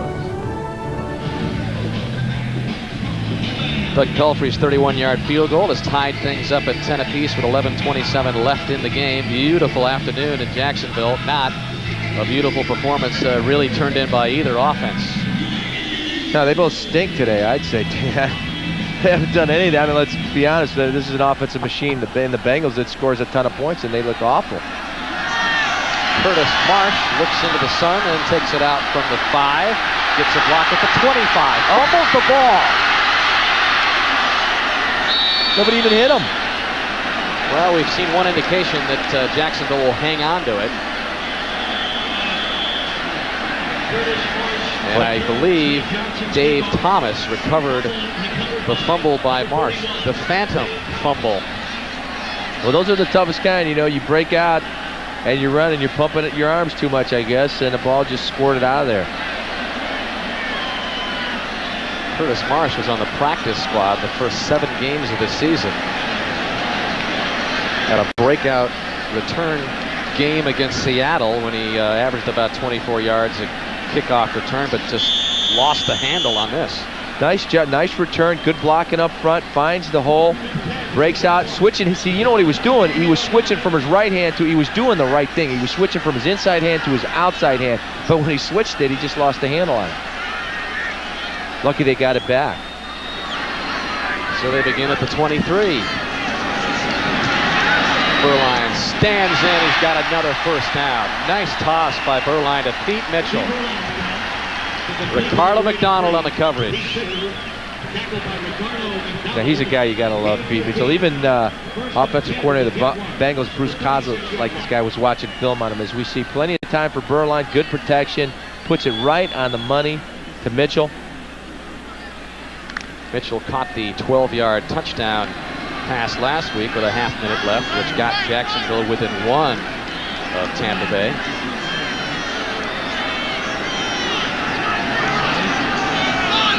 Pretty quiet place for 70,000 plus, huh?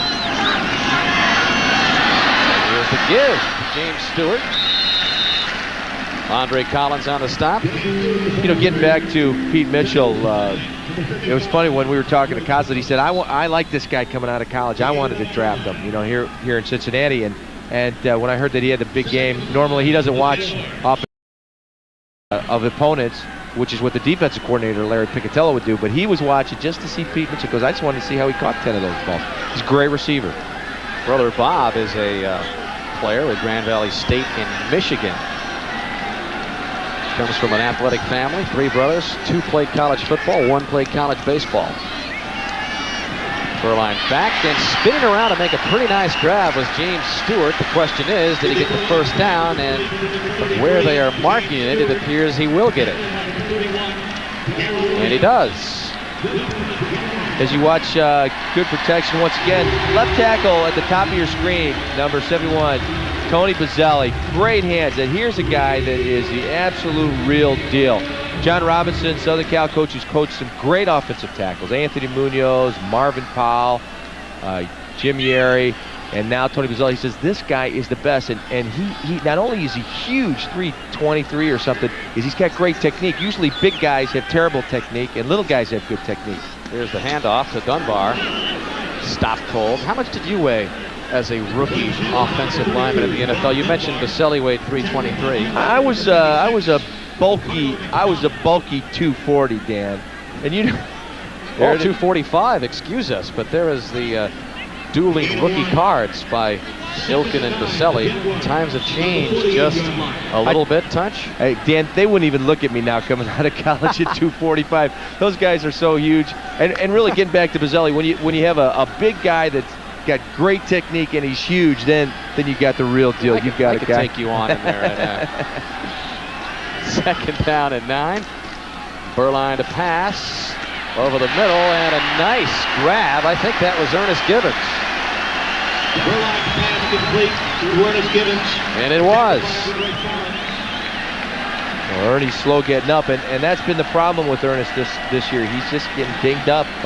You know, he gets back just when he's starting to get healthy with one injury. He gets another. As you see, good protection once again. Beuerlein steps up, makes a throw as Ernest comes across. A nice shot by Andre Collins, number 55. Really took the steam right out of him.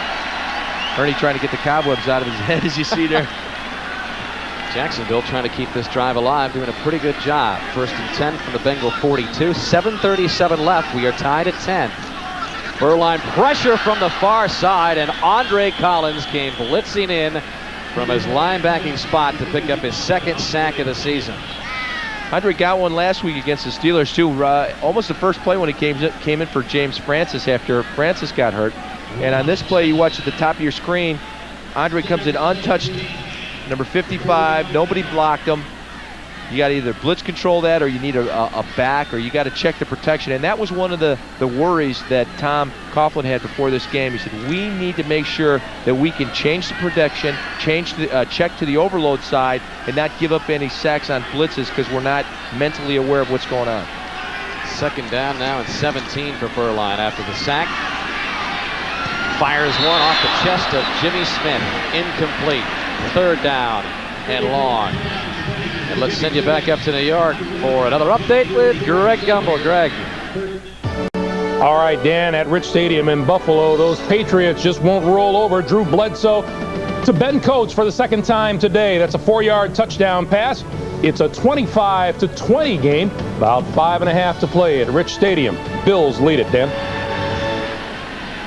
Bills trying to hang on for a victory up there, and a 10-10 score with 6:58 left in the game. 3rd and 17. Jaguars need a long play here if they're to keep this drive alive. Again, Beuerlein is pressured, dumps it out over the middle and inside the 30-yard line for a Jacksonville first down is James Stewart. Well, great call. Great call on that one. That's just your old middle screen. You let the defensive lineman rush through. You just kind of give them a little bit of nudge.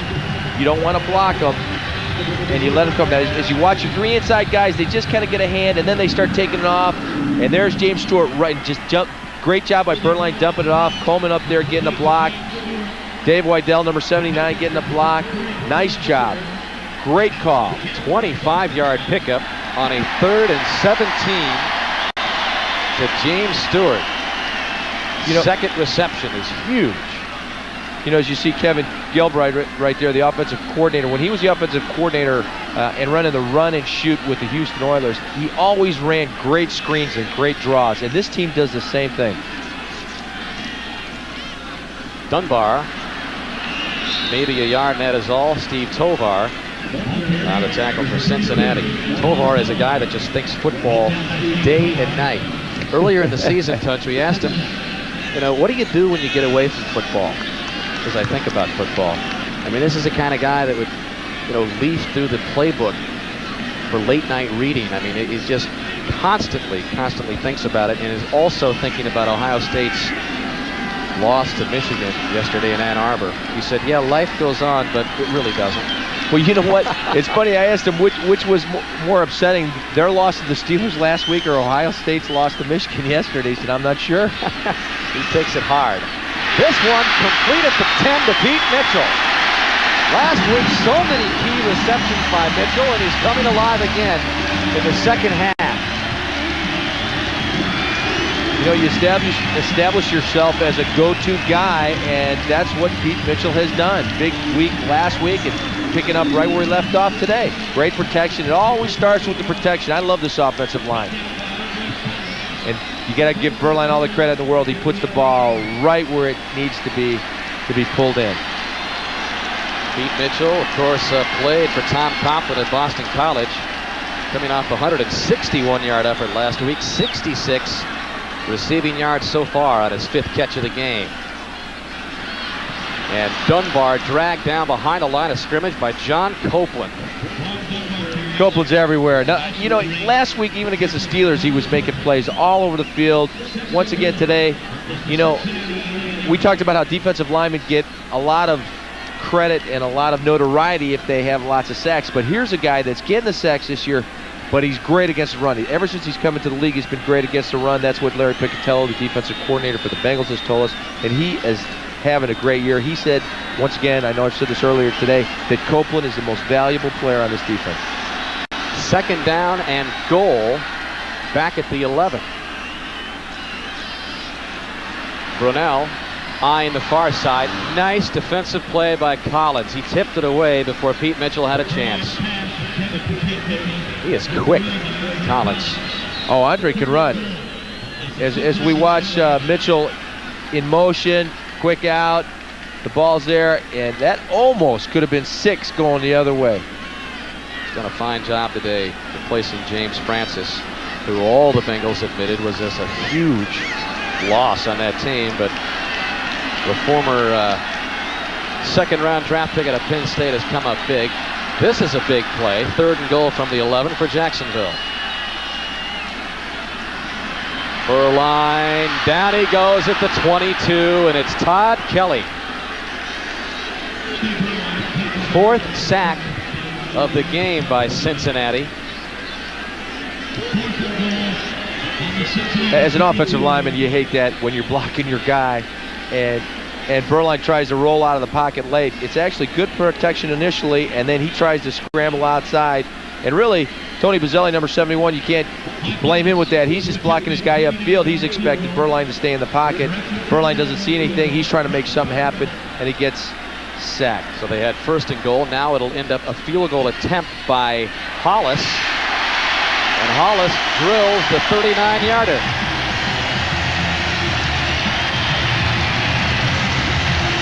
And with 3:19 left, can Jacksonville hang on to a 13-10 lead? I'm Greg Gumbel in New York. A look at Cleveland Stadium, where in just a few minutes the Steelers and Browns will do battle, perhaps for the last time in Cleveland. Vinny Testaverde gets the start at quarterback for the Browns. That's coming up right after the Bengals and the Jaguars. Back we go to Jacksonville. All right, Greg, thank you very much. And it was the Pittsburgh Steeler team which provided Jacksonville with its only previous home win. Tom Coughlin's team has a 3-point lead over Cincinnati with 3:19 left, looking for just the 4th victory in this franchise's very early history. Hollis, who just gave the Jags the lead, kicks off, and this taken by David Dunn. He'll head to the other side, cut up the seam. Another flag is in as Dunn is into Jacksonville territory. Good return by him, but that usually indicates an illegal block or a hold, perhaps. We'll find out. Well, it looked like holding. Larry.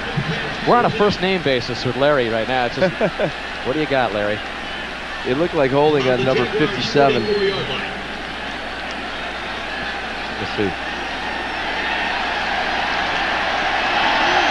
So, once again on the return team, nullifies a great return, and that hurt. Illegal block in the back. Number 57 during the run back. 10-yard penalty from the spot of the foul. First down. You were right, Tunch. Kevin Jefferson called for the penalty, and Dan, you know what? He hit him in the back and he held him. And some look at him. He's saying he didn't do it, but he had a hold of his arm. He pushed him in the back, and then he held him, and then he held him. That's how I knew it was on him. And that's bad. I mean, because you get a big return. You need a big drive there. You only 3 minutes 6 seconds left, and you're starting on your own 12, and your defense has not done it, or your offense has not done anything all day. Instead of starting out in Jacksonville territory from the 12, penalties have killed Cincinnati all day. Blake throws it to James Joseph. And Joseph pounds his way across the 15 to the 18-yard line. Don Davey and a host of Jaguars brought him down. Clock ticking, under 2:50 left now. The Bengals have 2 of their timeouts left. Jacksonville has all 3. Well, they haven't been able to get anything going all day. I think the crowd finally senses that their team is on the verge of a victory if they can perhaps stop the Bengals. But Blake is on the mark across the 25-yard line to Beuerlein. And Beuerlein has the first down. Well, see, it's never over with Cincinnati. And it's really important that the crowd knows this too. They've got to get into it. And see, the problem with this Jacksonville crowd is they're just not in good shape. One college football game and they're out of it. As you see Blake step up in the pocket, good protection, finds Beuerlein coming over the middle. Well, we still have no reception turned in by Carl Pickens as the officials come in and stop play at the 2-minute warning. Jeff Blake works some late magic in Jacksonville. Well, they're the Bengals' big 3 receivers. 3 total catches between McGee, Scott, and Pickens. Pickens has yet to get one. And this complete to Beuerlein. Beuerlein short of the first down, but that is just amazing, Tunch, with all the big yards, key receptions that trio has been a part of this year, to have 3, and then Pickens with zip. Yeah, and what they've done against some great defenses through the course of the year, and here against a Jacksonville defense that's missing 2 of their starters. Blake still has not thrown a touchdown pass today. 18-game streak on the line there. Second and short, has the first down as James Joseph hauls it in. Mickey Washington on the corner on the coverage. Well, you can see what Jacksonville is doing. They're taking away all the deep stuff, and that's why their backs have been open all day. A lot of underneath stuff, a lot of quick outs and flares and circle patterns by the Bengal running back.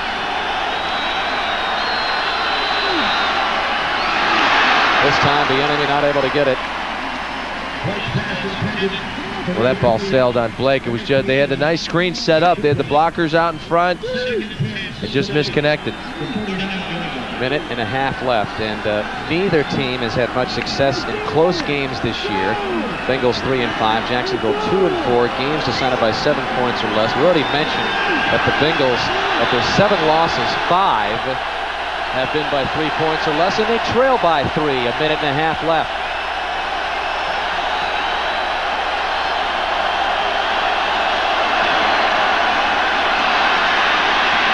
Blake's on the mark. That'll be short of the first down, but Tony McGee makes the catch. Gogenius on the coverage, and a Jaguar is down at the 32. That is Corey Mayfield, the big 300-pound tackle that we showcased on special teams play a little earlier.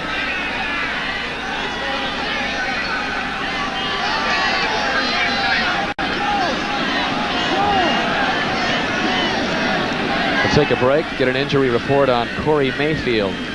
Minute 19 left. Jaguars with a 3-point lead. The Bengals are just short of the first down. It'll be 3rd down and inches from their own 48.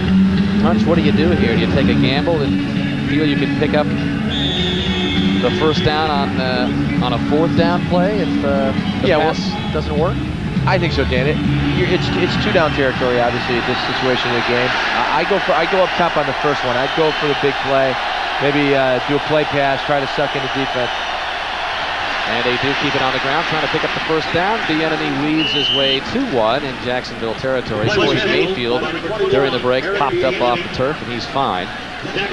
Nice surge by that offensive line on the left side, Kevin Sargent, and also Scott Brumfield. A minute left. Bengals have 2 timeouts left. This one bobbled by the enemy, incomplete. That ball just on his socks tops. Hard to catch. Indianapolis seemingly in control over Miami. Good protection right here. You see Jacksonville trying to collapse the pocket. Low ball, still the enemy should have had that one. And almost picked off by Gogenius. Frustrating day. Yeah, no interception.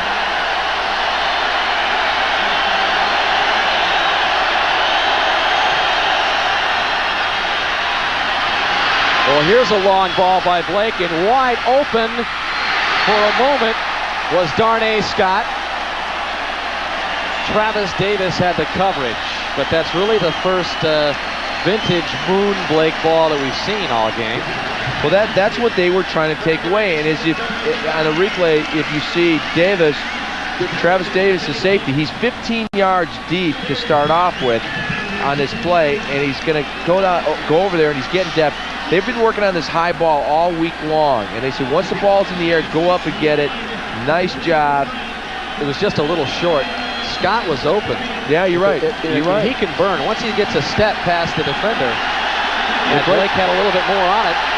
Who knows? 3rd and 10. Another penalty. More flags on the field, and they stop it. Play clock had ticked down to 0. Delay of game on Cincinnati. Wow. Wow. Another bad penalty. Prior to the snap, delay a game on the offense. That's a 5-yard penalty. Repeat 3rd down.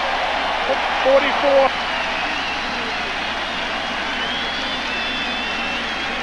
Please put 44 seconds back in the game clock.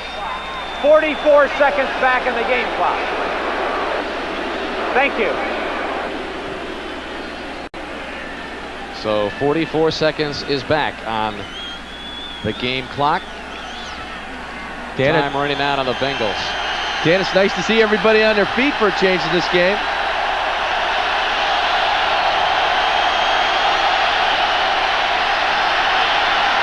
3rd and 14. Blake staying in there, drills it downfield, and a flag comes in. We'll have an interference call.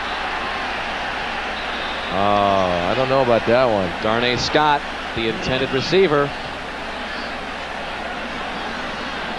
We got to see a replay on that one.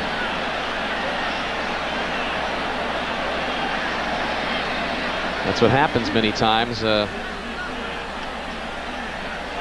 Defensive pass interference. Yep. Number 45. Spot foul. Automatic first down. You see Blake looking for a receiver. Nobody's open. Moving around in the pocket. Throws it out. It looked like they got, both those guys have an opportunity to get to the ball. It looked like they got their feet tangled up. And that's what happens, Tunch, when you have that Blake Moon ball. Right. They've had so many pass interference penalties, which have turned into big plays. Sure. That was huge. It's down to the 19-yard line now of Jacksonville. 37 seconds left. Bengals trail 13-10.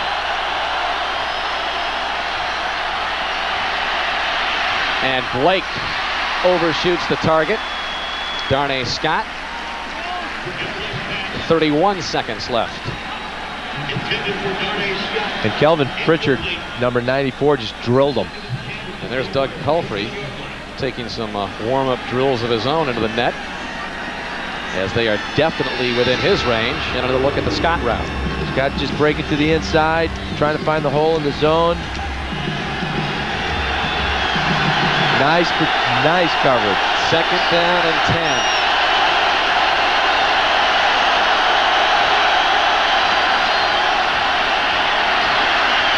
Complete. Carl Pickens has a reception, and it's huge.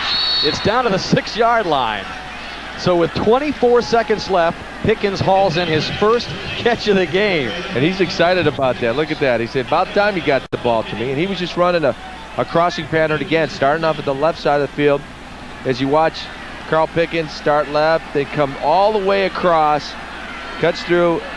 Nice ball by Blake, puts it right on the spot, almost gets in as Vinnie Clark pushes him out of bounds. This is very interesting. Now 24 seconds left from the 6. Just outside of that 5. 1st and goal. So the end zone goes. Blake incomplete. Pickens wanted pass interference. He won't get it. Clock stopped. 21 seconds left. Now,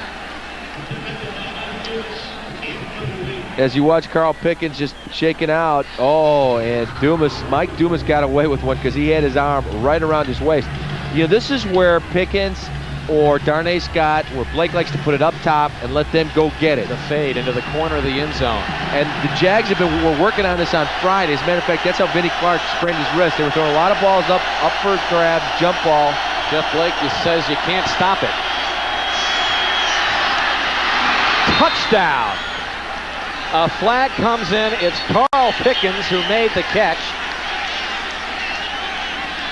And now it's escalated behind the end zone. Another flag pops up into the air as Carl Pickens hauled in the 6-yard touchdown pass from Blake. Just his 2nd catch of the game.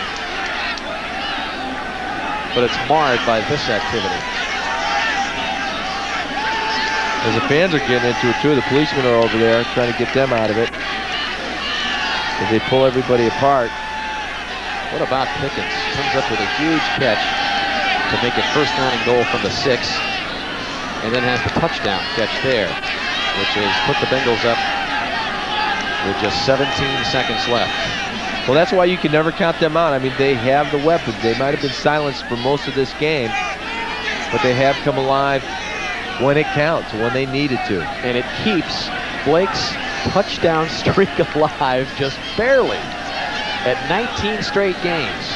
And now Pickens has caught at least one touchdown in 16 of his last 17 games. So you don't hear from him all game long. And in the closing seconds, they keep a couple notable streaks alive.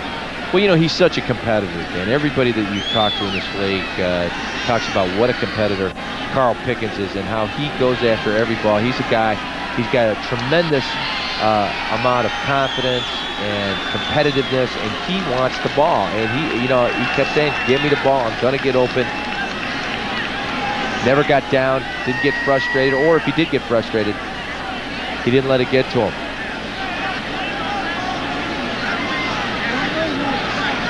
Two catches all game. His 15th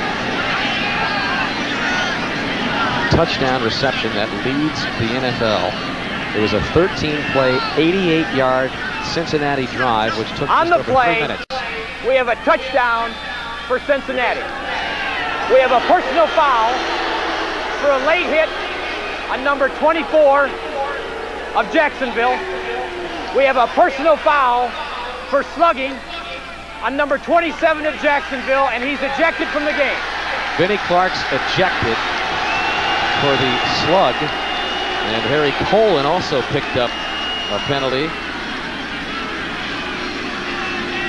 Not a good way to end it. Both penalties will be enforced on the kickoff. That exactly won't enable Coughlin's team to get very good field position.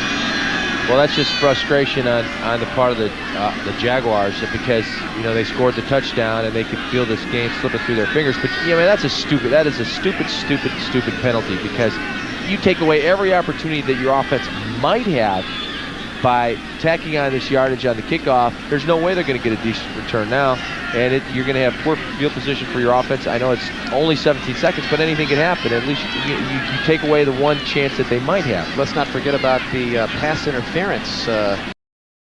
Big key penalties. Remember, on Darnay Scott, that was on Travis Davis, I believe. And that got Cincinnati deep into Jacksonville territory.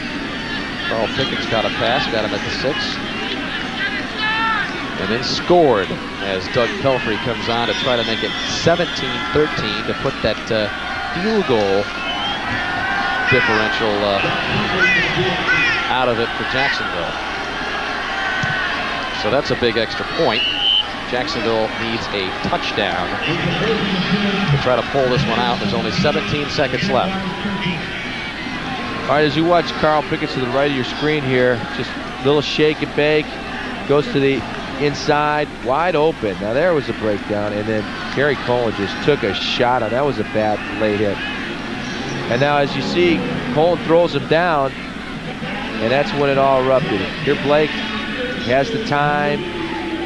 Give Blake a lot of credit. The way things have been going for him through the course of the day. He didn't lose confidence. He kept putting the ball in there. He is definitely a gunslinger. There's no doubt about it. Not a mailman. And it's funny, because these guys look like they were sleepwalking all day long, and finally they woke up with 20-some seconds left in the game. Well, coming up next on most of these NBC stations, it's Game 2 of the NFL doubleheader, a good one. Pittsburgh is in Cleveland, perhaps for the very last time in the Dog Pound, and that's a place which has haunted them for years. It's Game 2 of our NFL on NBC doubleheader. Pittsburgh at Cleveland coming up next. You can check your local listings for the time. It's coming up next, though, Pittsburgh and Cleveland. It'll be interesting to see, first of all, who the fans cheer for. There's been some talk that the Cleveland Brown fans were going to cheer for the Steelers because Art's taking them out of there. But I can't believe that. They hate us. They hate the Pittsburgh Steelers there. I mean, even as much as they hate Modell, I just can't see them ever cheering for the Pittsburgh Steelers. And it'll be interesting to see what kind of Cleveland Brown team shows up, whether they just go south and try to play out the string, or whether they show up to play. Well, look at this. Lee Johnson kicking off from the Jacksonville 40 with the 2 penalties, which are being enforced on this kickoff. He could miss it and have it go down to the goal line. And I think he's going for a field goal. That's a little wide right.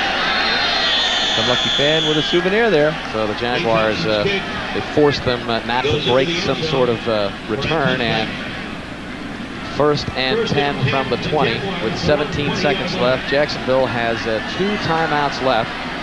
Well, Beuerlein did an excellent job last week in directing the Jacksonville comeback. Drove his team 96 yards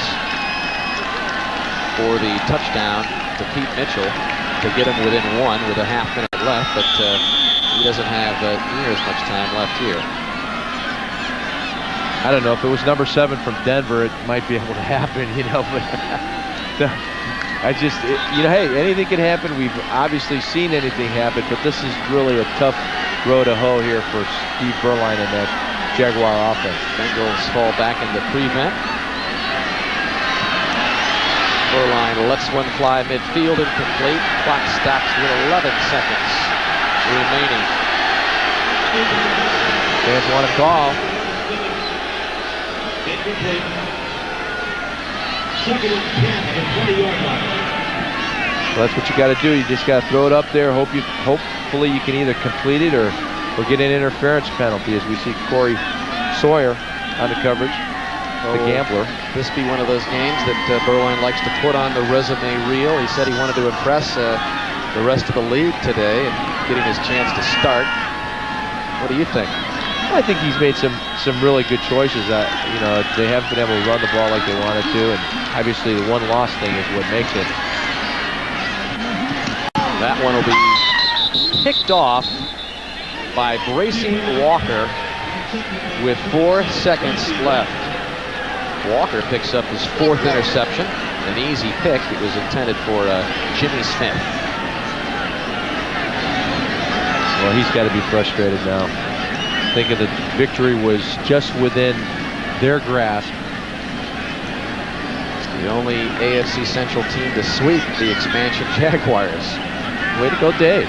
Claim being made by the Bengals, and it looks like they're going to improve to 5-7. And who knows if Cleveland gives them some help today and is able to knock off Pittsburgh.